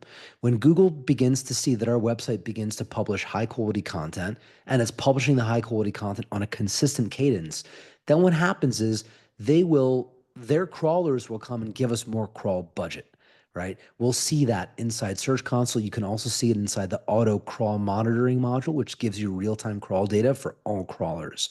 So what I would do if we're looking at new sites, which many of us are here, just start with 5 a week, maybe go up to 10 after week 2, week 3, build the cadence, make sure those articles are getting indexed, and then from there you can continue to increase it. But we typically like to modulate that based on what we're seeing with Google. Sometimes we publish topical maps of like 50 articles or 100 articles. But when we do that, we know we're slamming the site with a bunch of really, really, really optimized content that interlinks, and we just know that Google's going to eat it up. So you can violate that rule, but what I would recommend for you guys is just to go with the slow, steady cadence of, a consistent amount week after week, and that's also a positive signal for Google. Okay. Manic follow-up on that for the go deep. For those of us who are in real estate on Smarty's team, do we go after sellers or do we go after a specific segment of sellers like seniors who are downsizing when you're saying go deep? Do we go that granular? Exactly. If you go deep, so the way that Google actually works is it determines what our site is about at a really granular level of topicality. So if you're talking about seniors and their real estate needs, go deep on those topics of what they're looking for in real estate purchases. Go really deep into that one niche. Use the topical map to help you find those topics. What happens then is that the site starts to rank for all these long tail keywords that are related to seniors and their real estate needs. And then Google, it's called a topical identifier inside the patents, will rank you highly for that topic. And that is how you get to page 1 for those keywords, even if you don't have a lot of backlinks. Right? You don't need a ton of backlinks. You just need to get that topical depth. Okay, follow on to that. Would you do 2 folders if you're going to do the seniors who are downsizing and then the people who have a growing family who need to move up? Would that be 2 separate folders there that would be doing the topical maps for you? Two different topical maps.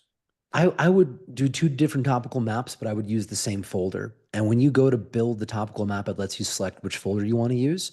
Just keep the folder part simple for yourselves, I would say right now, because the folder tells the AI exactly the brand voice, and that brand voice will be pretty much the same between your topical map 1, topical map 2.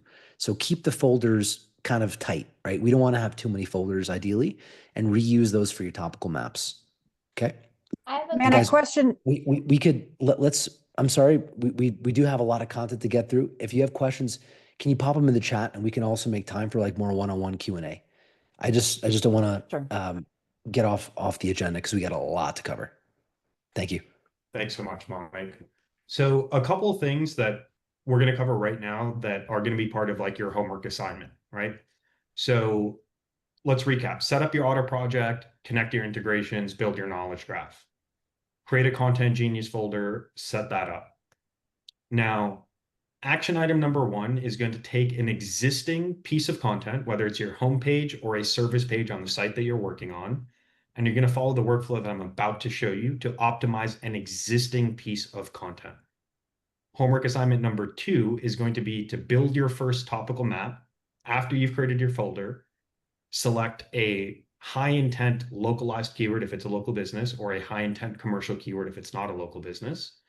And you're going to build out a topical map, select a few articles, and generate at least 1 new blog post. Bonus points if you can get it published using the one-click publishing feature. Those are going to be the immediate action items that we're going to want to see by tomorrow.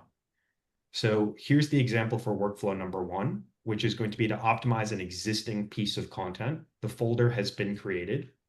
I'm going to go to the site, which is this one, and I'm going to pick the roof repair page, which is their highest value page on the site.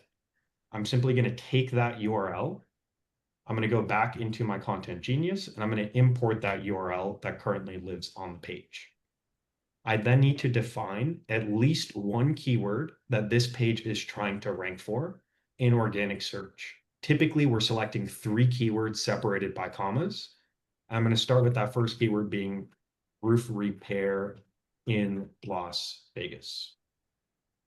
I'm going to do commas for the other keywords. Right now, I'm just going to select one keyword, but I do want you guys to have 3 keywords in here. The fastest way to do keyword research, if you're like, how do I come up with these additional keywords? Very simple. Google the first phrase. Look at the top organic competitor, like Roofing Discount Nevada or the Roof Doctor at Las Vegas. Grab that exact URL, copy link address, go back into Search Atlas, go over to the Site Metrics tool, all sites, plug in that site, and switch from domain to target page. So it's looking at exclusively that URL. Hit search, switch right over to keywords, and look right here, we'll see all of the 96 keywords associated with that page that we can empirically see is ranking organic #1 in the market we care about, right? So obviously we're going to remove any instances of the brand, and we're just going to look at keywords that have commercial intent, where the competitor is in the top 3 positions. There's decent search volume. There's really high cost per click. These are the right, keywords for us, right? And we'll select a few of these and pick the best 3 based off this analysis. But I would recommend doing it this way, as opposed to going to the keyword researching tool and looking at all the long tails and manually selecting. Oftentimes, you don't need to reinvent the wheel when just trying to pick the top 3 keywords for a simple location page. That's magic. Thank you. Thank you. So is it possible to rank for some of those high value keywords, or should we look for like lower value keywords to get ranked quicker? Great question. So I always take like the seed term, the parent term should be like your moonshot, the bigger keyword, the one that like, if I get this, I'm printing leads for this customer forever. It may be hard to get, in which case you're selecting those 2 longer tailed, lower difficulty permutations that allow you to get, ranking for less competitive keywords while the more difficult one matures over time. And you got there again, how? That was under what again? I was under Site Metrics, Okay. all sites, and then I just did the URL, but I updated from domain to target page, and then I switched over to keywords. And what you can always do is like, you can start by building a list and say, look, let's add this to a list. Let's call it new client research 1, or add it to our rank tracker, or simply hit create articles about these because I just want to create new blogs. Right? But cool. So let's go back to this tab here. Oh man, I got way too many tabs open now. Go back to the content tool. And this one here. Okay. So let me just do that one more time. I'm going to import the page. I'm going to put roof repair. There's a weird video on the There's a screen. video.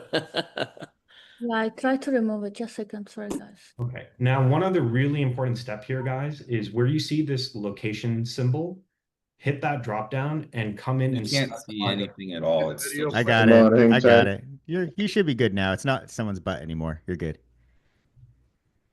Oh, sorry. Are you guys seeing my screen still? Yep. Okay. Yep. So yeah, here, once you've imported the page in the folder and the target keyword, you're hitting the drop down and you're specifying the precise location that the customer is in to ensure that you're scraping the local entities from the competitors, and we're not positioning this as a national or global audience when in fact it's hyper local. Okay, then we're going to hit create article. So we are going to use AI for this, right? We're just not going to use AI right out the gate because we want to have some additional control layers in how we structure the content before the AI steps in. So we're just going to let all this stuff load. I'm going to close out some of these tabs just to keep everything nice and clean here for us. Okay. So what the system is doing right now is it's actually just going to this particular URL and it's going to import the full HTML document of that page. And it says, hey, here's what's currently on that page, roof repairs in Las Vegas, all this copy, and it's just bringing it into the system for us. Now what it's doing is it's going into this market and it's Googling the phrase roof repair in Las Vegas, and it's going to scrape the content of the top 20 sites that are currently ranking for that keyword in this market.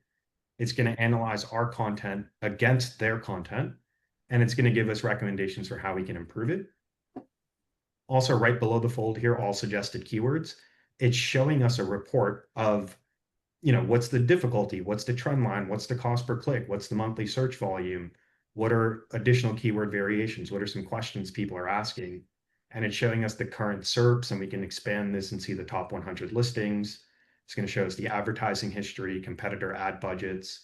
So we get a ton of data here to just first ensure, did we even pick the right keyword to optimize this page before we started this entire process, right? So you can do keyword research here, or you could do the workflow that I was just talking about. So it takes a couple seconds here to just build all of that data. So we're just going to let this thing populate. And once these spinning wheels here stop, that's when we're ready to move on to the next step. And while those spinny wheels are going, Armand, can you just tell people again how to get to this view? There's a few questions coming in. Yeah, so it's going to be content, Content Genius, folder has already been built out, and we're not using any of these workflows. We're going straight to write yourself. We imported the URL, specified the target keyword, updated the location, hit create article, and that opened up a new tab for us that looks like this. Great, thank you. Okay. So it looks like the data has loaded, and this customer actually has a really high content score, which is great for them. What you will notice, the more keywords you add in here, the lower that score is going to be, naturally so, because there's a lot more entities that get brought into the mix and a lot more competitors that get brought into the mix. So when you see 2 to 3 keywords, you will have lower content scores on average. And that's a function of the number of entities and things like that we're looking at. So what is the tool actually doing? It's saying, based off this keyword in this market, we've gone into Google search and we've scraped the content of the top 20 sites that are currently ranking for that phrase. And we see here the domain ratings of those sites. We see the content scores. We're actually even able to see the schema markup that all of those competitors have created and how they've structured their schema. We can see their internal links. We can see their external links, headings, and word counts. But where the nuance is happening, the real nuance is happening here, which is called relevant terms and grids. So what are we looking at? We have ingested our content right here. We've now analyzed the content of our competitors, and we're doing what's known as an NLP, natural language processing correlation analysis, where we're saying if roof repair in Vegas is the center of my Venn diagram, in terms of overlapping vectors, what are other keywords, concepts, questions, or phrases, otherwise known as entities, that the competitors have included in their content, and looking to see, have those entities been utilized in our copy? Have we hit the right frequency, or have we stuffed the page too many times? And what you'll notice just by scanning this list from a cursory scan is it's not just semantic variations of roof repair a million times, right? And because we've localized it, we're getting the local entities like Las Vegas and Southern Nevada.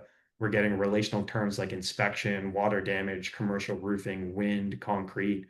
All of these topics or these entities are what Google is expecting to see on a page that is claiming to be an expert in something, right? And what this system is allowing us to do is to extract those entities in the least amount of steps as possible, and to provide those entities to the AI models. So that way, when they create the copy, it's not just about ChatGPT fluff, it's about infusing SEO best practices and providing that to large language models, so we don't get hit with, AI content penalties or AI plagiarism or any of that stuff, because we've contextualized it and layered in the SEO nuance into it, right? What we're also doing here, if we look at headings outline, we're showing you how did the competitors organize their pages, right? What are their H1s? What are their H2s? What FAQs are they answering? So if you're racking your brain and you're like, damn, I have no idea how to even think about building a page for this customer. Again, you don't have to reinvent the wheel every single time. You can say, well, this guy's number 1, his page structure is awesome. Let me just take sections of what they're doing and use this as a skyscraping technique to reverse engineer what is clearly working for a competitor and modify it for your own brand and your own purposes, right? So we're giving you all these answers. Now, obviously, you can do this work manually. You have all the data here. You have humans on staff. You can do all of that writing. But what we really want to be doing is leveraging AI. So now we're going to hit write with AI.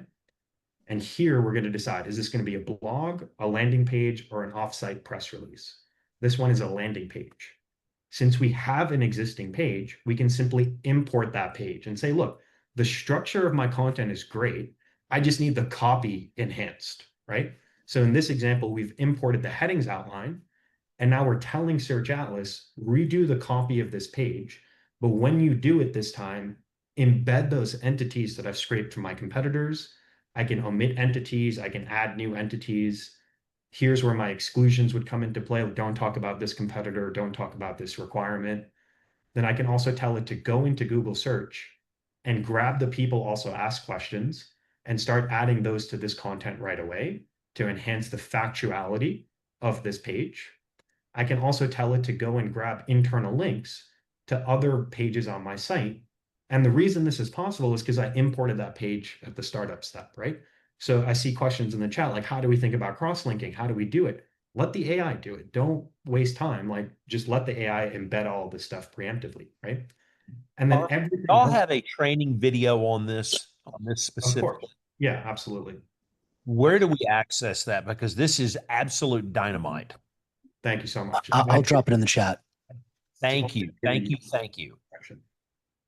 Yeah. But yeah, after we get through this section, everything else here has all been set up on our folder level, right? And that's why the folder is so important. So that way the AI, when it takes this step, can reference all of that folder information in the background. So you guys, if you've been using Search Atlas in the past, or you've created content before, I've seen a lot of users neglect the folder setup, create an AI piece of content and say, hey, it's not good, it's too generic. Well, absolutely, because you didn't give it any context about the brand you're working for, right? So you will notice a night and day difference when you have well-built folders versus totally blank folders. And then, yeah, from there, you just hit generate content. Now, before I press that button, in the use case that I'm building a page from scratch because I don't have a piece of content, so I didn't have anything to import, I could simply tell the system, build me a new outline. You know about my company, you know the keyword I'm trying to rank for, you know what my competitors are doing. I don't want to waste time building an outline. AI build it for me, right? Boom. So it just created a brand new outline for us. And now this is a very long piece of content. So before I let the AI generate it, I would QA it and say, look, I don't care. This should be a blog. I don't need this on the service page. Let me just delete that whole section, right? So I can remove prompts. I can re-architect this. I could say, hey, this is really important. Let me move this module higher up on the page. This is irrelevant. I don't want it on this page right now, right? So you have a lot of control over the outline and the structure of the content before the AI writes a single word for you. If you don't do this step and you instead start your journey with write with AI or write with AI in bulk, you are forfeiting the option to fine tune and craft that outline so it's perfect, right? So again, a little bit of upfront work allows the efficiency and the quality of the AI outputs to be exponentially higher than if we just closed our eyes and said, let the AI take its wheel, right? So please keep all of these kind of considerations in mind as you guys are using the system later tonight. But cool, once you've done this, then the system will start the writing process and you'll see it happen in real time. It'll build out the outline. It'll start doing the first set of content. It'll embed the internal links, build the images. It'll proofread itself, clean up any duplicate or redundancies, and then mark itself as complete. I'd say end to end, it usually takes about 3-ish minutes or so for the system to create the full content with the images, links, metadata, all of that fun stuff before saying it's complete. Armand, quick question. Where should these pages go? Is it in the website or as blogs, or what's the best place to put them? Yeah, great question. So the page that we're working on right now is an existing page on the site, right? So this page exists. It's a service page called Roof Repair Services in Las Vegas. I imported an existing page. So once the copy is completed, I'm going to transpose the copy from Search Atlas to the page that I initially imported it from, right? So I'm just replacing all the modules.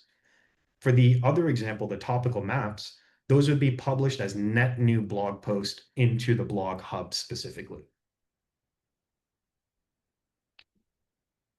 Make sense? Yeah, Rob, when he started the journey, you said, was this a blog or a page? He selected a page. Exactly. Exactly. And just to recap, guys, like the action item that I want from today, aside from, you know, setting up your project, connecting your integrations, building your folders, these are the actual like tangible takeaways, right? Take an existing page, do this workflow and redo it, and simultaneously create a topical map, review the output, select 1 to 3 blogs that you want to create and physically generate those. So that way we can all review them and go through any questions or, you know, workflow issues you may have run into during that step. Quick question. You mentioned that the the AI system, as it's creating the content, replaces it on the same page into the modules. Now, for WordPress, like I use Divi Builder, so I can't remember if I copied and pasted just the HTML or if I allowed it to live upload. I think I've tried both before. Sure. Is it actually mapping where specific content is in the like modularized sections of a page and putting it back into that? Or is it Great just question. dropping it into one main module? Yeah, it's a fantastic question. So just to be very clear, the one-click publishing or the updating of existing pieces of content really only works with the WordPress plugin or the Shopify plugin, right? Now, the initial intention of that one-click publishing is to deploy net new blogs to the site, because typically blog templates are clean and easy to work with from a text editor perspective. Yep. Service pages, landing pages, solution pages, to your point, typically have custom div tables or forms or interactive navigation or whatever you want to call it. And from that perspective, it's harder for our system to play nicely with all these custom built elements. So we don't recommend using the one-click publishing or syncing for, you know, bespoke landing pages. If they're simple landing pages, sure. If they're bespoke, like the one you described, I would recommend downloading as HTML, which is a button in Search Atlas. You just click download as HTML, or open it in a Google Doc and transpose it section by section. Okay, that's what I thought. I was going to say that that's a long jump for where I thought you were at if it was actually module mapping within divs. Like this is like a typical output of like an AI blog post. You know, it's like images, bullets, internal links, all of this fun stuff. And if we're done and we're happy with the piece of content, we could then hit synchronize, go to WordPress, you know, publish it as a new blog post on Think Organic Life, mark it as published, blog post, URL, author, category, hit publish. Takes a couple seconds, and then it just takes the exact article as it is, and it drops it into the theme or the template that exists on that blog post on the site in question, right? And it just published it for us immediately. But if the page is a landing page that has all these different bells and whistles, then the styling may break, in which case we say it's probably going to be easier for you guys to just transpose it manually. Yep. How did you choose like to edit a site versus just create a normal blog post? I think I missed that step. Oh, sure. So when you're on the Content Genius and you've picked your folder, here it says import page from URL. When you click that, it opens up a text field and you just paste the URL of the page in question. Okay. And then when you make the changes, is it publish it right to the page?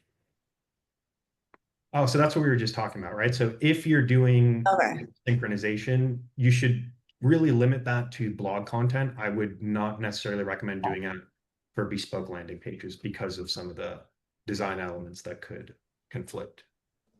Thank you.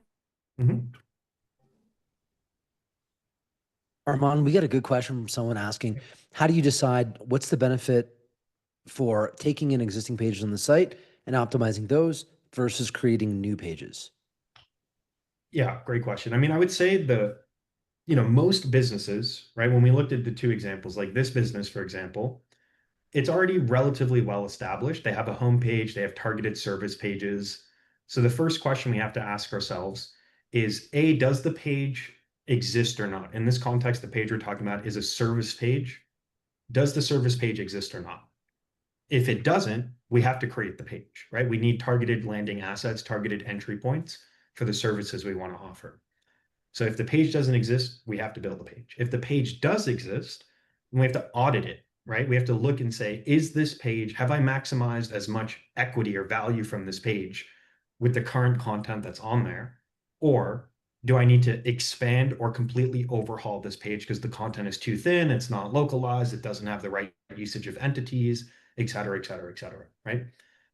Now, there are very quick and easy ways to figure out, have you maximized the potential of every page on your site?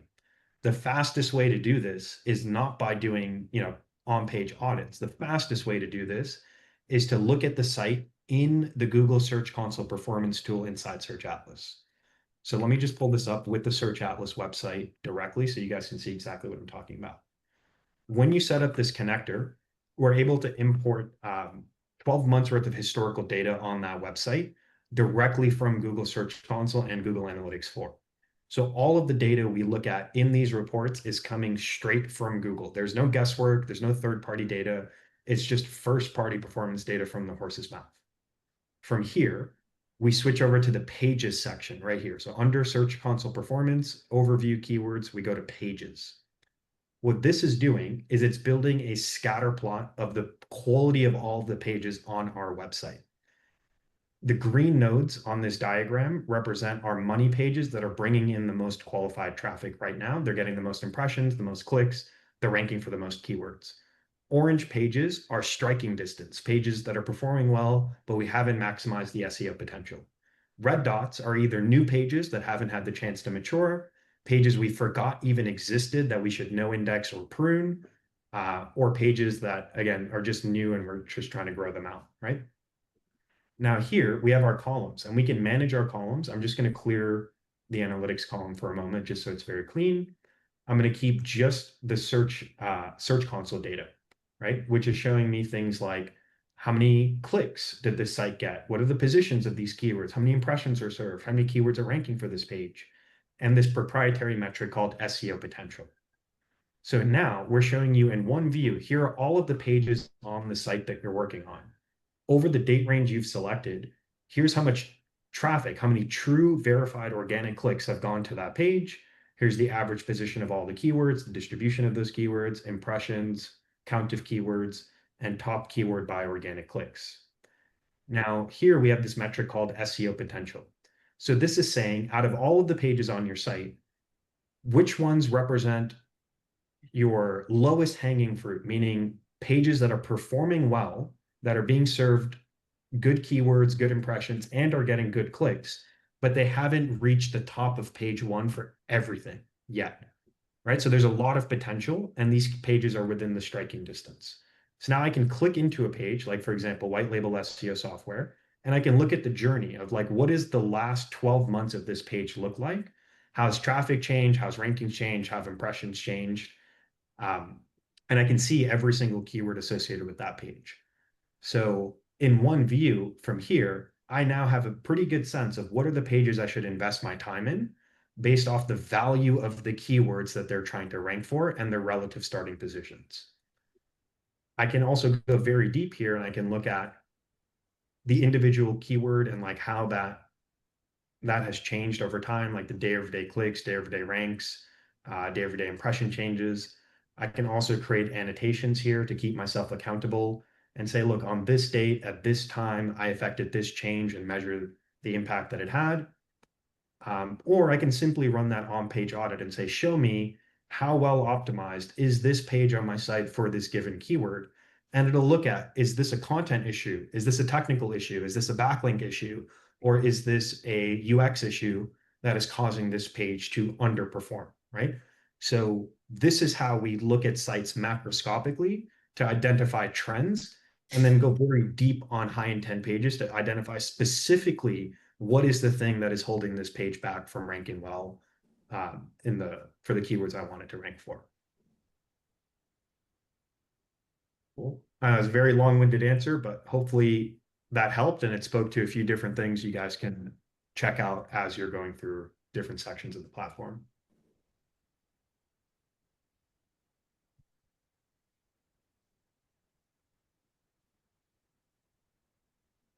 Cool. Okay. We have any other questions? Any last minute sections? Yeah, Like I've got a quick question. And Mhm. so we've talked about keywords and ranking and whether you want to be more global or more local. What about for those of us that want to achieve both? So I myself, let's say doing my own page on a agency level. Yeah. I want to rank for local SEO here in my hometown, but I also would like others all over the nation looking for local SEO to find me. So what what would make it where we're, you know, if we focus it in local SEO in our city, is it still that same derivative keyword where we're getting the same impact more regionally, or do we need to be thinking a different strategy and creating content that's more targeted to the national side or a regional level? So basically duplicating content, but creating it for two different audiences. Fantastic question. So first things first, the SEO space in an organic search context, it is incredibly competitive. As you guys know, you're competing against other digital marketing agencies across the country. Generally speaking, hyper local is is like relatively easier to slice into, but you're capping yourself in terms of market share, right? So if you guys want to really understand the way we've approached this, check out our agency site, which is linkgraph.com. It used to be linkgraph.io. We've done a whole rebrand, right? Where we do position ourselves as a full service, holistic digital marketing agency that supports global audiences as well as local audiences. So the way we position this was first things first, we created one targeted page for each service that we offered, just like I just told you, one page per service. We also created pages for ICPs, so pages for agencies and pages for industries that we want to target. Now, each one of these top level location pages, if you will, or top level service pages, if you will, are location agnostic, meaning we'll take anybody that is interested, that has the right price point, that is serious about their growth, we'll work with you, right? But we also recognize the fact that it's easier to get visibility into local markets. So if you scroll down here, we also have this section called location served. And in here, we've created templates of pages to target high value cities all over the country. And we've created pages that are templatized. So the leading Las Vegas marketing agency, and everything in here is tailored to the Las Vegas market, including the metadata and the copy, so on and so forth. And we created variants of those pages for all of the cities that, you know, at the time we wanted to work with, right? Now we don't really do local SEO. We really focus on enterprise exclusively, but these are still pages that exist on our domain, right? So I hope that helps. Like what I would recommend is create location agnostic service pages where you're setting a long-term goal of like, I know this is a tall hill to climb, but I'm going to start chipping away at that hill immediately. And then concurrently building out location pages for the markets that are less competitive, less saturated, where you can have a much quicker rise to the top. And as you start maturing, then, you know, your national presence will scale as a function of that. Gotcha. Thank you. If we're finishing up, is it possible we have so many Go High Level people in here? Can you show us? I want to make sure I get all my pages sniffed tonight for my homework. Just show where in Go High Level I click or where on that interface to change that page count, because I haven't been able to find it yet. I got you. Please, please, please, please. I got you. I'll do that really quickly, guys. And let me just pull up GHL instance. Okay. So say we're in here, we're in GHL. We're going to go down to sites right there. And then we'll see this module here called SEO, right? Yeah. So the first thing we're going to do is we do need to go over to SEO. And then we're going to see a list of all of our projects, right? So say we have a project here for a landing page that we wanted to work on. Now, this top level data, all of the data that you're seeing here is coming from Search Atlas. It's just, you know, skinned in GHL, if you will. Yeah. You switch over and go to AI recommendations. these are the auto SEO modules. They're not all of what auto can do. These are the modules relating specifically to the technical fixes, right? So if we look at an auto project, let me just grab one here. It's these modules right here, the technical fixes. That's what's natively built into the GHL instance, right? It's all of those same things. But obviously auto has content optimizations, new content, all this other stuff that is going to be added to GHL as soon as we're able to finish our technical sprints with them. Now, the next thing you would do is click right here, Launch Advanced SEO. That's going to single sign on you into a Search Atlas account.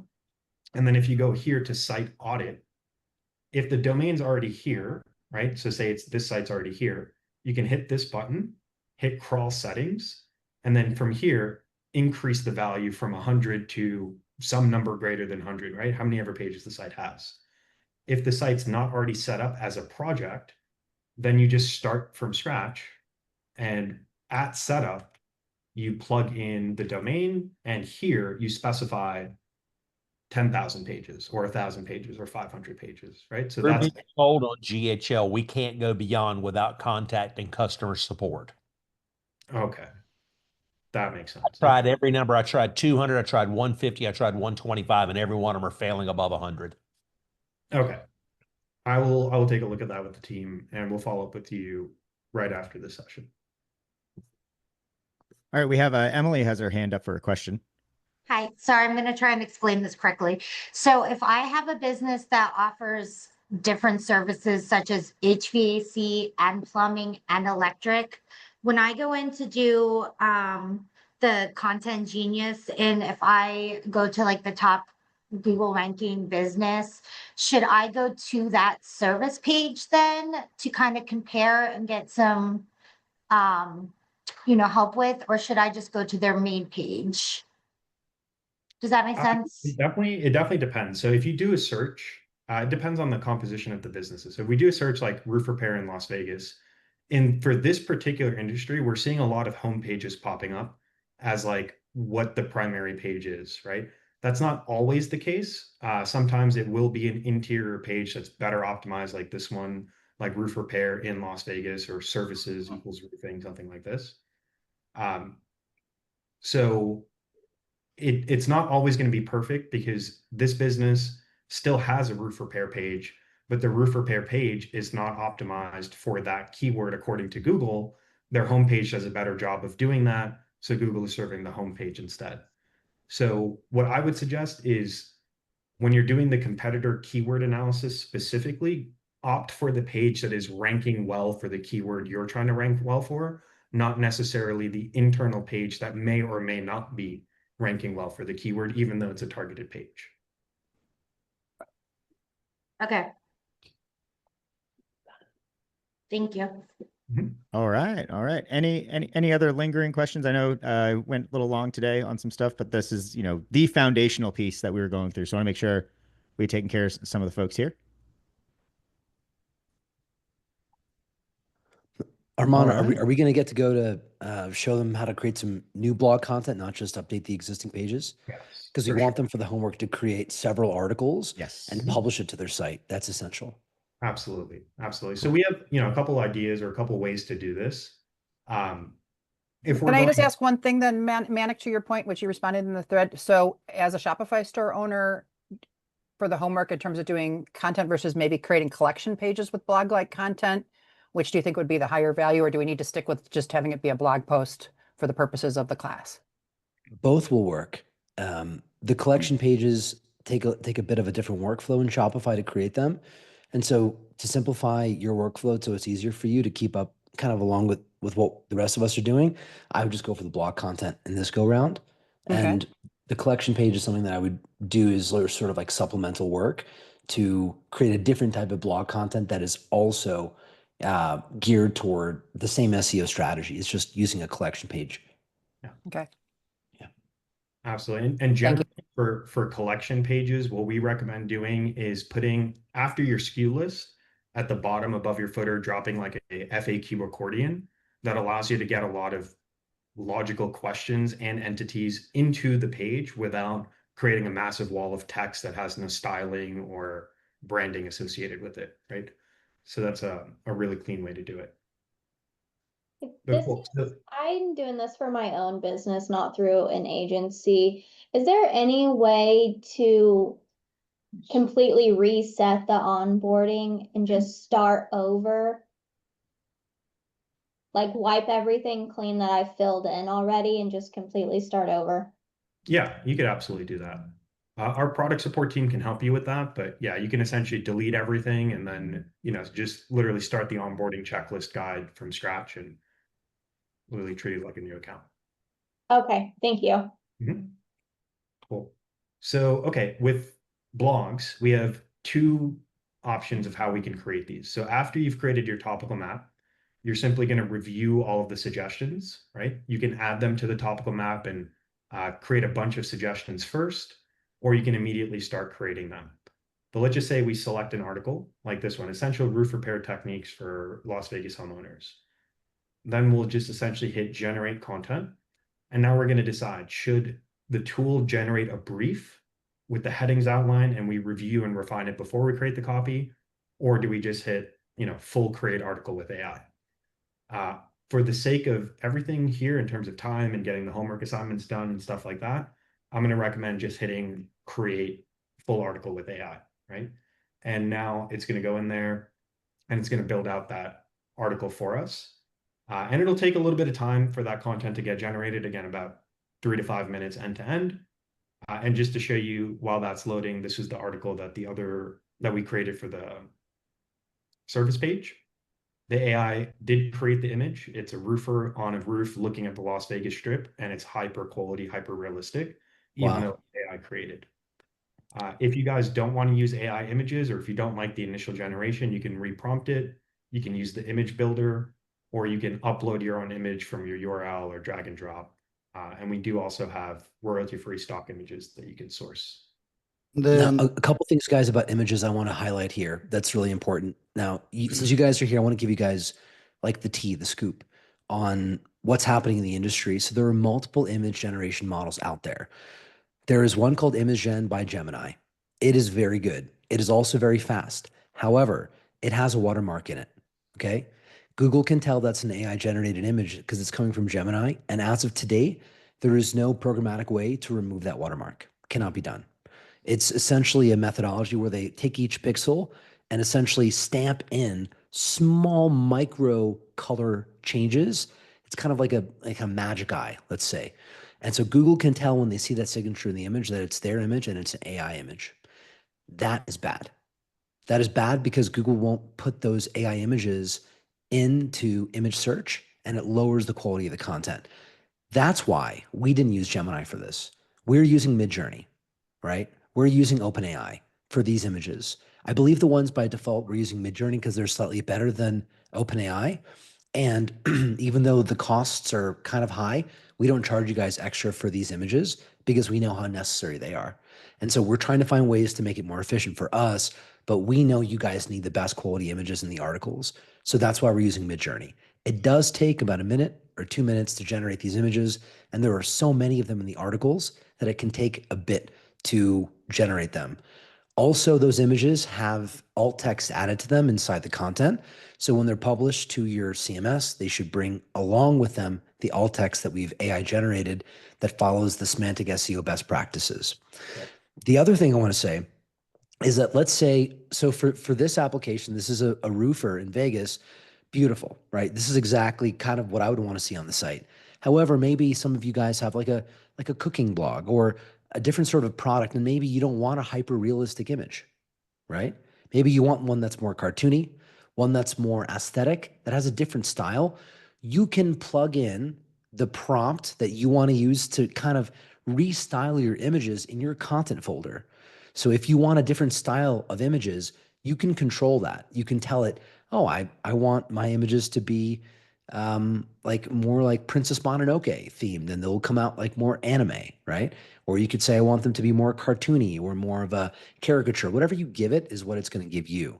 So make sure you guys are aware of that. I wanted to highlight that because the images are a really important part of our content, and that's how you can control the way the images come out. But just be aware, we're using Midjourney to do that. It does take time Midjourney doesn't like to be used as an API, and so it took us a lot of work to get a way to get you those images from Midjourney. Okay.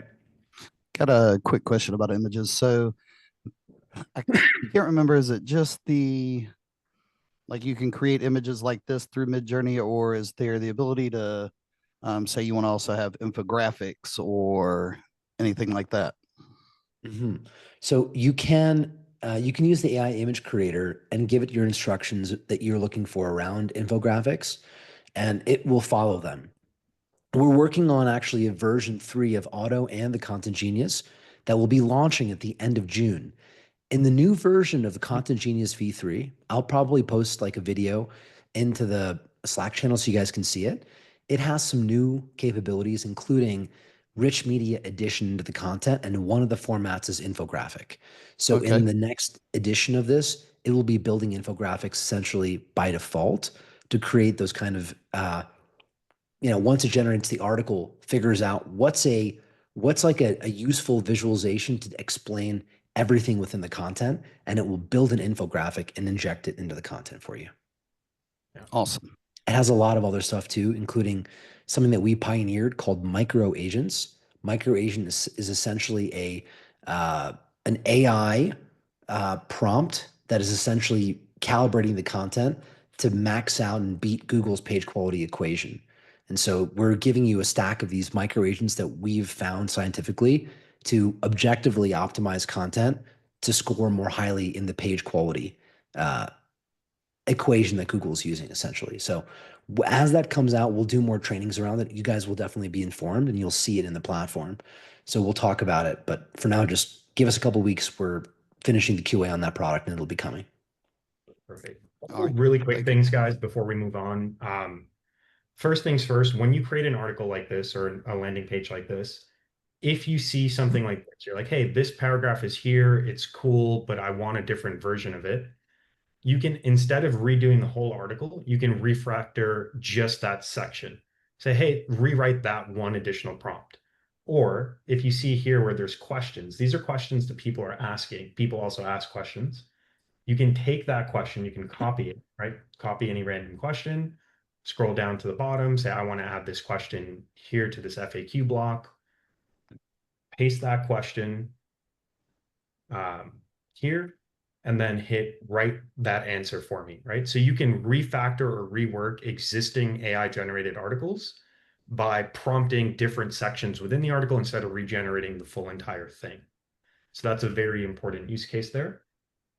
Also at the top here where you see the metadata, so title and meta description, if you click this button, you can say, here's what it came up with, but I want new versions, hit AI generate. It'll come up with another dozen or so new title tags and meta descriptions, and you'll just cycle between them and decide which one, matches the best with the keyword and the branding and all that other stuff. Like, oh yeah, this one looks great. Let's use this suggestion instead, right? So you can iterate articles and reprompt sections once the initial output has been completed. Well, one other really quick point when I go back to this, where I said from the topical map, this is the keyword, this is the title, just create the content. Now the system is going in there and is just creating its content, but I have not reviewed the outline.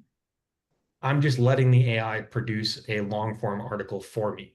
If I wanted to have more control over the blog and the length and the tonality and the do's and don'ts of that article, I would not have clicked just generate article. I would have taken that keyword, right, that the topical map gave me. I would have gone back to the Content Genius, to the folder in question. And then here, I'd plug in that target keyword and that target article title. I'd let the tool aggregate all the data. And then I would build the outline using the Write with AI module workflow, review it, and then generate it, right? Because I get this feedback a lot, like, hey, I used the topical map, I created the content, but the article is 3,500 words or is 4,000 words or so on and so forth. And typically the blogs I create are 1,500 words. How do I have more control over that length? It's by doing this workflow where you're not just letting the AI write with AI right out the gate. You're starting with a keyword and a topic. You hit create article. with write yourself, not write with AI. It's then going to give me all of that data. Then I'm going to hit write with AI. I'm going to build the outline for the blog. I'm going to review it, delete any sections that I think are too long or not necessary or just not needed. And then I'm going to let the system create the copy, right? So that is really the right way to have more control over the length and style and output of the blog. But I do want you to test both workflows, like let it create one and it'll be 3,000 to 4,000 words. And then you create another version of it with some more controls. We're saying, look, this is a blog, let it build the outline, review it, trim it, and then generate it. And you'll see a pretty big difference between the two. Now, just to clarify, when we're trimming it, is there like I guess you tell it to rewrite again based on that trim of the out? Well, okay, yeah, if we're trimming the outline, but just does it check to make sure that there's kind of consistency of thought, that we haven't left a gap somewhere where a reader actually goes through? I don't know how good. I've got to imagine that Google's bots and their crawling and their AI analysis of the quality of the content has got to be immeasurably good order of thought to whether or not, if an article just jumps from one section to a next and it's like, oh, this person's got ADHD when they're writing. So does it rethink into that when we're trimming out pieces of the structure? Does it look for completeness and that it follows a natural kind of story, so to speak? Yeah, that's a great point. I mean, the way we built the outline models out of the box is to do just what you described: content clarity, information, like organization of heading structures, factual density, unique triples. All these different things go into how we think about content.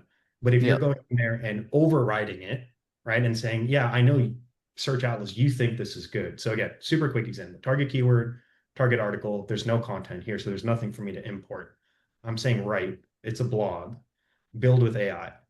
Now, the outline that the AI builds here is doing just what you described. It's looking at, how do I take a user on a journey to answer all of the initial question plus all the related questions they're going to have, and how do I create a flow of information that is intuitive and easy to scan and read. But if you, as the user, go in there and modify it or supersede that outline, then you're taking control and saying, I know better, right? So no, like if you're manually editing the outline, then no, the AI can't go back in there and spot check the heading structure for you, right? I Because wouldn't say that it couldn't, it just currently doesn't. But that would be my thing, is that if we're going in and we're trimming because it's too long, we're trying to go from 5,000 down to 3,000 or to 1,500, wherever. But in order to get that, I go, okay, here's the most important things that I want to keep from this. I guess maybe this would be a feature request now, is that at the end of that, having a tool that could go back and check that revised editing. We do have that. And that tool is called Scholar, right? Okay. So once you generate that output, if you wanted to double down and 100% spot check and sanity check it, you'd plug in the page, plug in the keyword, specify the location, and then the system would do that entire. And I'm just going to pick a random one here for the sake of time. But yeah, it's looking at how clear is the content, how many facts have been included, how many triples have we added, how much human effort went into this? Do we have lists? Do we have tables? Are we using images? Have we added schemas? Have we added videos? Did we learn anything new by reading your content? Or did you just regurgitate the information that already exists on this topicality? How fresh is your content? How aligned are you with the intent, your usage of entities, your contextual flow from title to header to header to header? Are we taking that user on a good journey? All these different things. So yeah, I mean, a lot of that stuff is in here. So now once we score it, can we then say, okay, fix these issues, or would we have to take this report and the new structure and maybe send it over to ChatGPT and let it kind of now marry the two together and go and plug that back in? Yeah, in full transparency, today you would have to do a little bit of back and forth work. With version 3 that Monik alluded to, that's dropping at the end of June, you have to do 0 additional back and forth work. These two tools and workflows are all being mirrored and blended together to create that end-to-end workflow. But right now, this exact moment in time, yes, you'd have to go back and forth between the two tools. But by the end of the month with version 3, it's all going to be an end-to-end workflow with the scoring and all that stuff baked into it. Cool. If we have a bandwidth, can we answer Subrata's question? I think he has a hands raising for a while. Sure. Yeah, thank you. Hey, I'm pretty new to this. I just started the 7-day trial account for this workshop. But if I want to use it from high level, do you have any tutorial guideline anywhere you can point me to? We do have some in SEO theory. We've done a webinar. Fidan, I forget who did the webinar. Was it Jasper or I forget who Yeah, did the webinar. with Jasper, we had a webinar. It was more about how to build smart website with using Go High Level and also Search Atlas. And Replace has been shared in the group as well, which I'm gonna add the link to the group. Okay, thank you. Now, my follow-up question is, I have one website inside on WordPress and Elementor, other 2 websites inside Go High Level. So if I purchase from Go High Level, can I use it for any website irrespective of the hosting platform? No, right now, if you're purchasing auto specifically through Go High Level, auto for Go High Level will only work on sites built with Go High Level right now. Okay. If you're doing it with Search Atlas, it's platform agnostic, and we are building additional integrations for GHL specifically to support some of those things. But again, right now, no, it's only for Go High Level sites. Got it. Thank you. What would be the benefits of if you have Go High Level, going through Go High Level, or just go native? So there's a few benefits. One is like, everything is in one place, right? It's like, I don't need to have 2 different tools open, everything's in here. But B, because of the way we built it with Go High Level, those are direct optimizations to the funnels that are built with Go High Level themselves, as opposed to doing it through like a JavaScript layer as an example, right? So there are some benefits of doing it within GHL on sites that are built with GHL, because it's a system to system deep integration into their page builder. It's not like a JavaScript layer on top of an existing site like WordPress or Duda or something. So is there any disadvantage of having it? Okay, in terms of SEO, which one will perform better, on WordPress or on inside Go High Level? Does it matter at all? It doesn't matter once we finish transposing all the features that are native to Search Atlas into GHL, right? Because what we rolled out with GHL is a multi-phased rollout of our product offering. What's in there right now is like phase 1/1.5. There's still a few different rollouts that we have to do from our team to the GHL team to get everything that's in Search Atlas into the GHL version of Search Atlas. That doesn't mean we don't want to do it, doesn't mean we can't do it. It just means that development work from our team to their team, because we're both custom platforms, takes a lot of time, because there's a lot of QA and system to system integrations and dependencies that we have to think through before releasing the product. Can SA integrate any CRM, like all-in-one marketing CRM? I don't have GHL. No, there's no like direct integrations in that sense. Like we do have APIs available and we do have the ability to do basic like webhooks, but there's no like deep integration in terms of like workflow automations and stuff like that, if that's what you're. So only with GHL, right? Yeah. So do you have any list of items which are available on your native platform but not available on GHL yet? What are those features?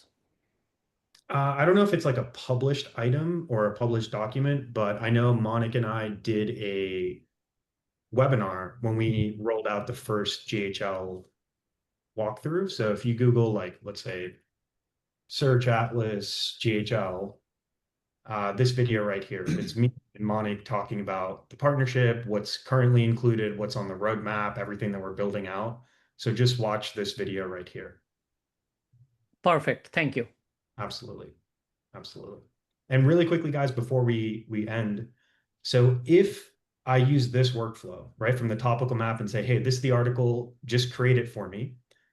This is what the AI would create. It would be all of this in one article, which would make it 4,000 words long, which is why I say if you need it to be shorter, don't do that workflow, do this workflow, have the outline come in here, and then you as the expert go in there and say, look, that's irrelevant. I don't need that. I don't want that. I'm going to move this away, right? So this is where you'd have that control to, let's say, trim down the length and customize the output of the blog before it gets generated.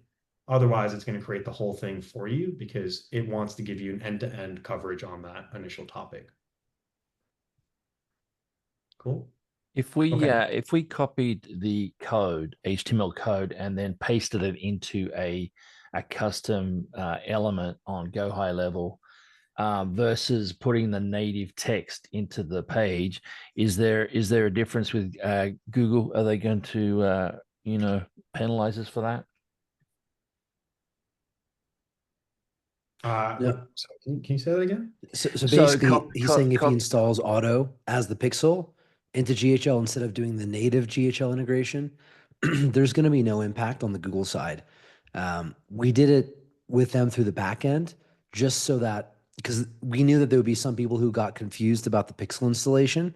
There's honestly more just to avoid confusion and doubt.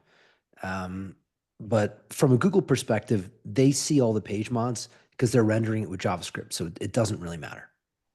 Perfect. All right. All right. All right. Armand, should we transition and look over the workbook and give them a little bit of a kind of guideline into the homework? Yes, Yeah. guys, we have homework. I know it's for many of you, it's been probably over a decade since you've done homework.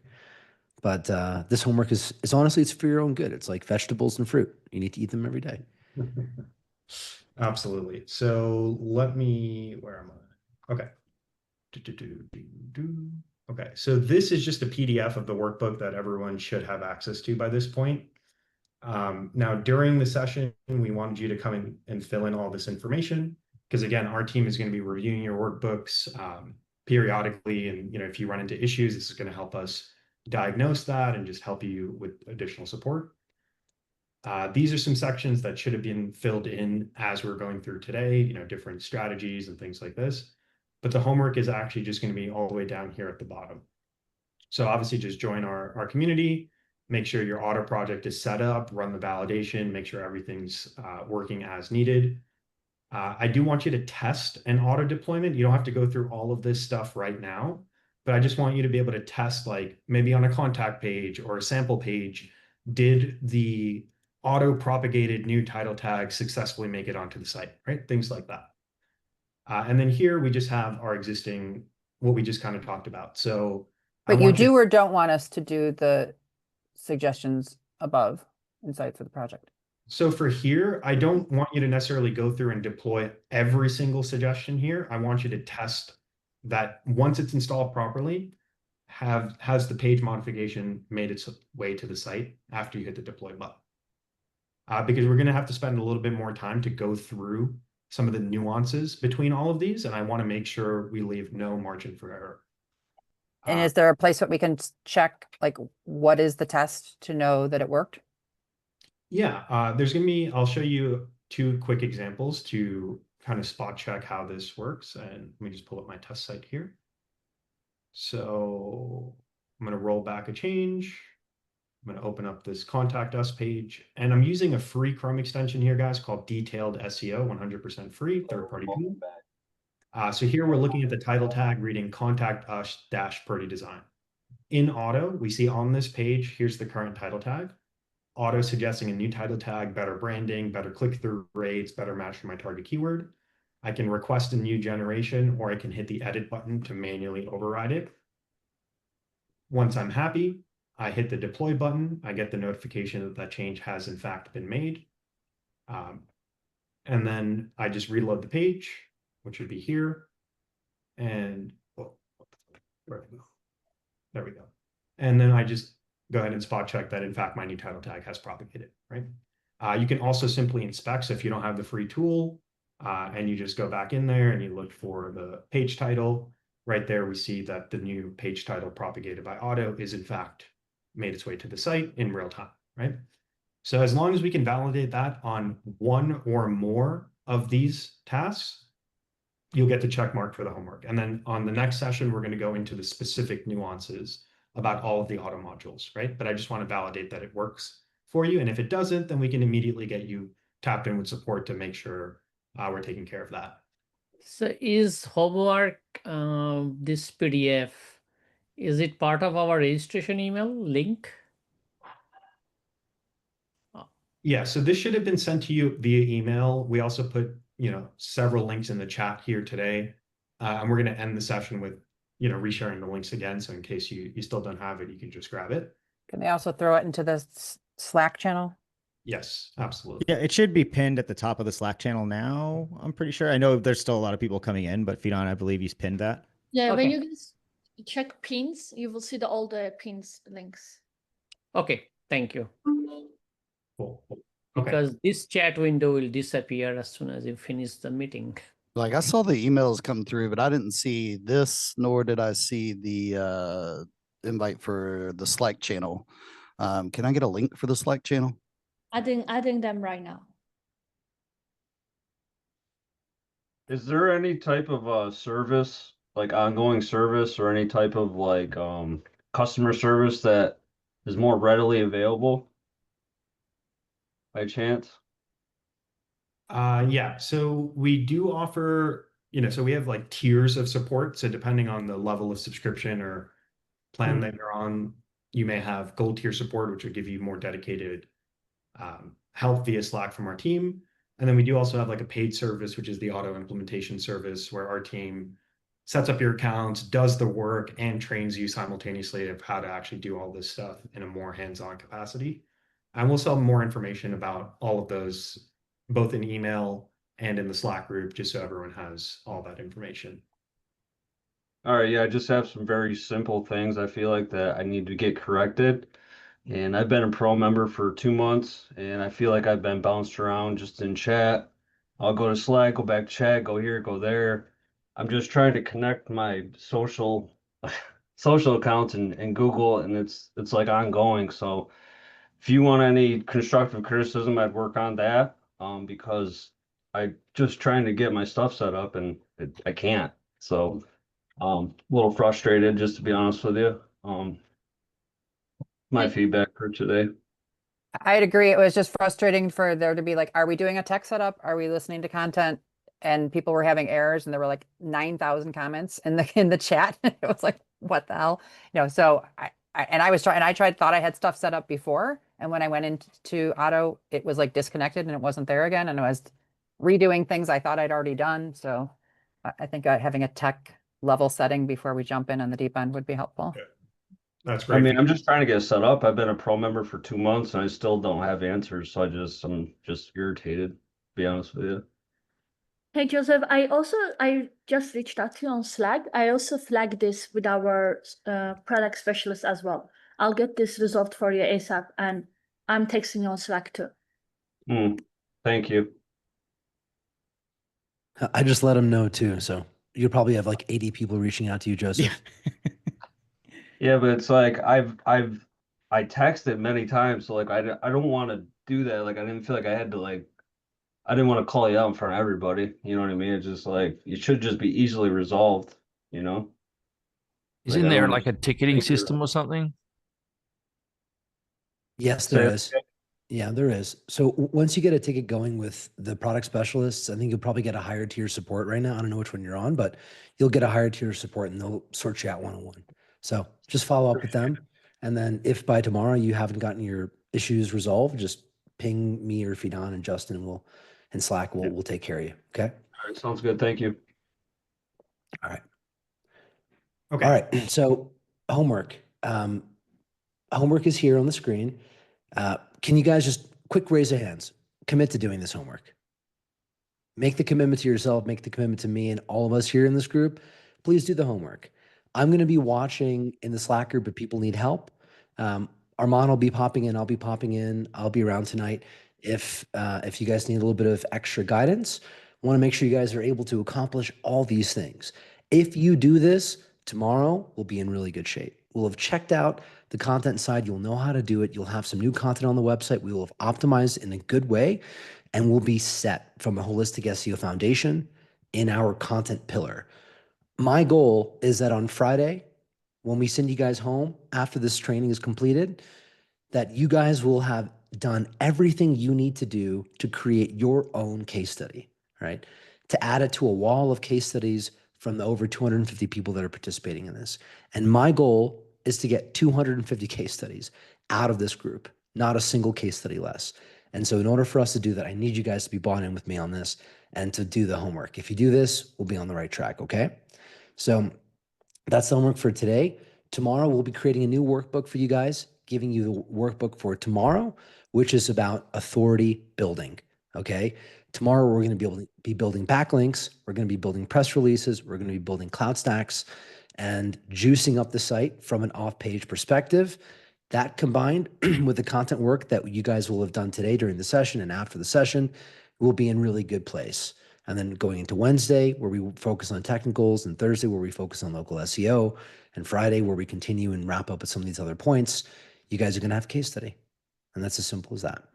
Okay. So how much time we should allocate for tomorrow? I think today is probably more 2.5 hours is running. Yeah. Tomorrow, chances are we're going to go over. I would say I would budget an extra half an hour to an hour beyond the time that we have allocated for tomorrow, just to make sure if you guys have questions, you can get them answered. Okay, thank you. As far as tech You setup, guys have been for awesome. tomorrow, Thank you so much for giving more than the hour today. We appreciate it. Big hand clap for you guys. it's our pleasure, guys. And Armand, thank you so much for leading the session. You did a great job today. Justin, also, thank you so much. And most of all, thanks to all you guys for tuning in and investing in this and really taking it seriously, because that's honestly what we were looking for. We wanted a group of people that we could pour into, and I see we have that here. So most of all, tip of the cap to all of you beautiful people here who are with us.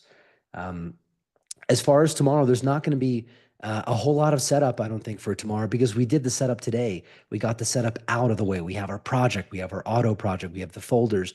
Most of the things that we need are already there. So we'll be building upon that for the rest of the week. And that's why today was a little bit extra heavy on the product setup, but tomorrow we won't have to do as much of that. So it should be good. All right. If there's any Awesome. setup issues overnight, how can we get those resolved?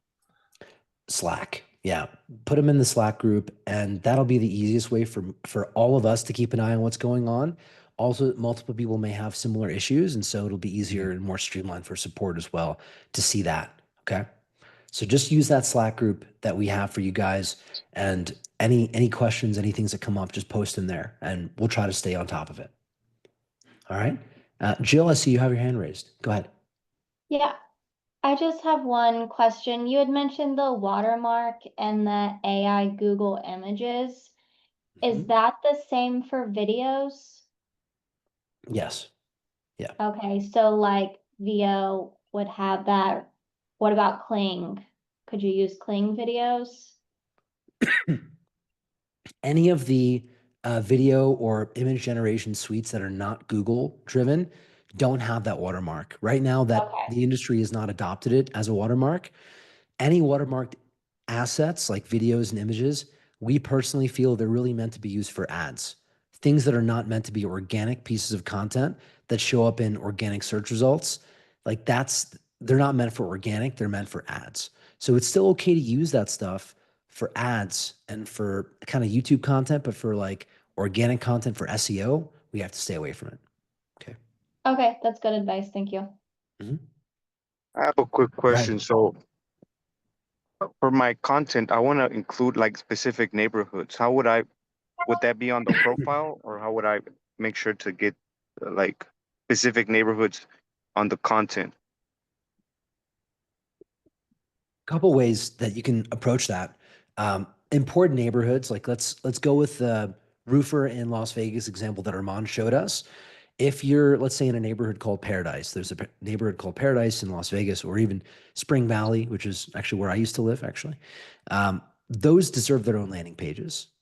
Just including that terminology in a page about roofing services in Vegas, that's good. You got to get that terminology somewhere on the site.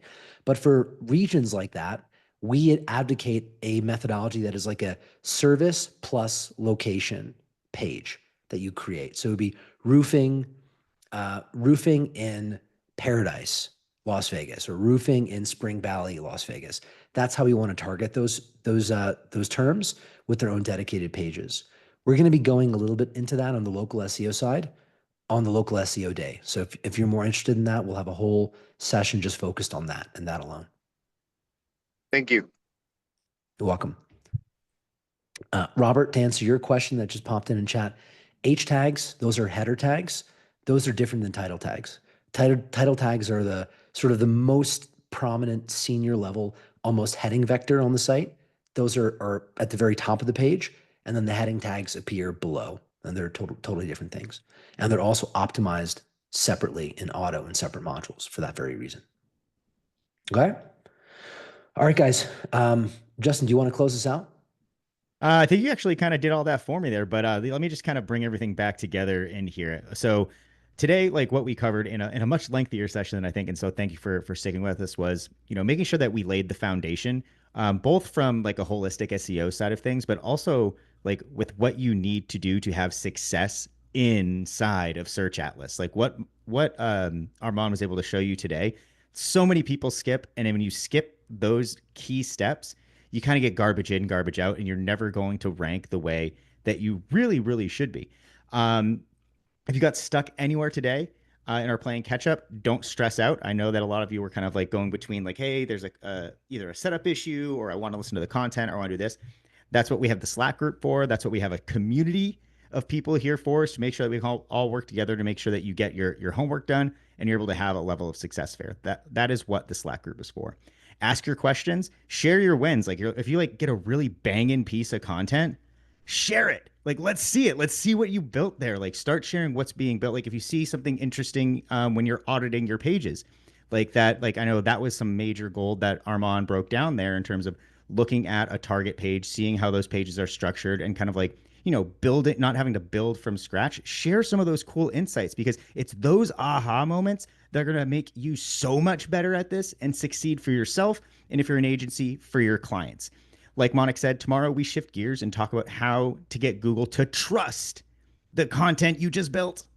And it's all about authority, what it really means, how to earn it, and how to get it, how to do it in a way that actually moves the needle. So I know, again, we went over here. VIPs, thank you for sticking around as well and getting all your questions answered. We are going to take all of your feedback very, very seriously, have a recap call after this to make sure we can absolutely nail this, knock it out of the park for you tomorrow, and make sure the sessions are as smooth as possible. I know we're a very giving organization, and we're always open to criticism as well. So thank you very much. But for everybody that came and stuck with us this whole time, thank you so much. Amazing job. I can't wait to see what you guys come up with in Slack, and I'm stoked to see y'all for day 2. One note, recordings might take a little bit. This was a long session. Zoom takes a little bit to render. So we're going to be pressing render right after this thing and see if we can get it to you. And hopefully we'll have something to do later tonight. But hopefully you took some notes and utilize Slack as it's there, especially while the team's on and we're able to help you out. But I cannot wait to see everybody at 2 p.m. Eastern tomorrow for authority building, right? Take it easy, y'all. Thank you, everyone. Awesome. Bye, guys. Thanks, Love you everyone. guys. Bye. See ya.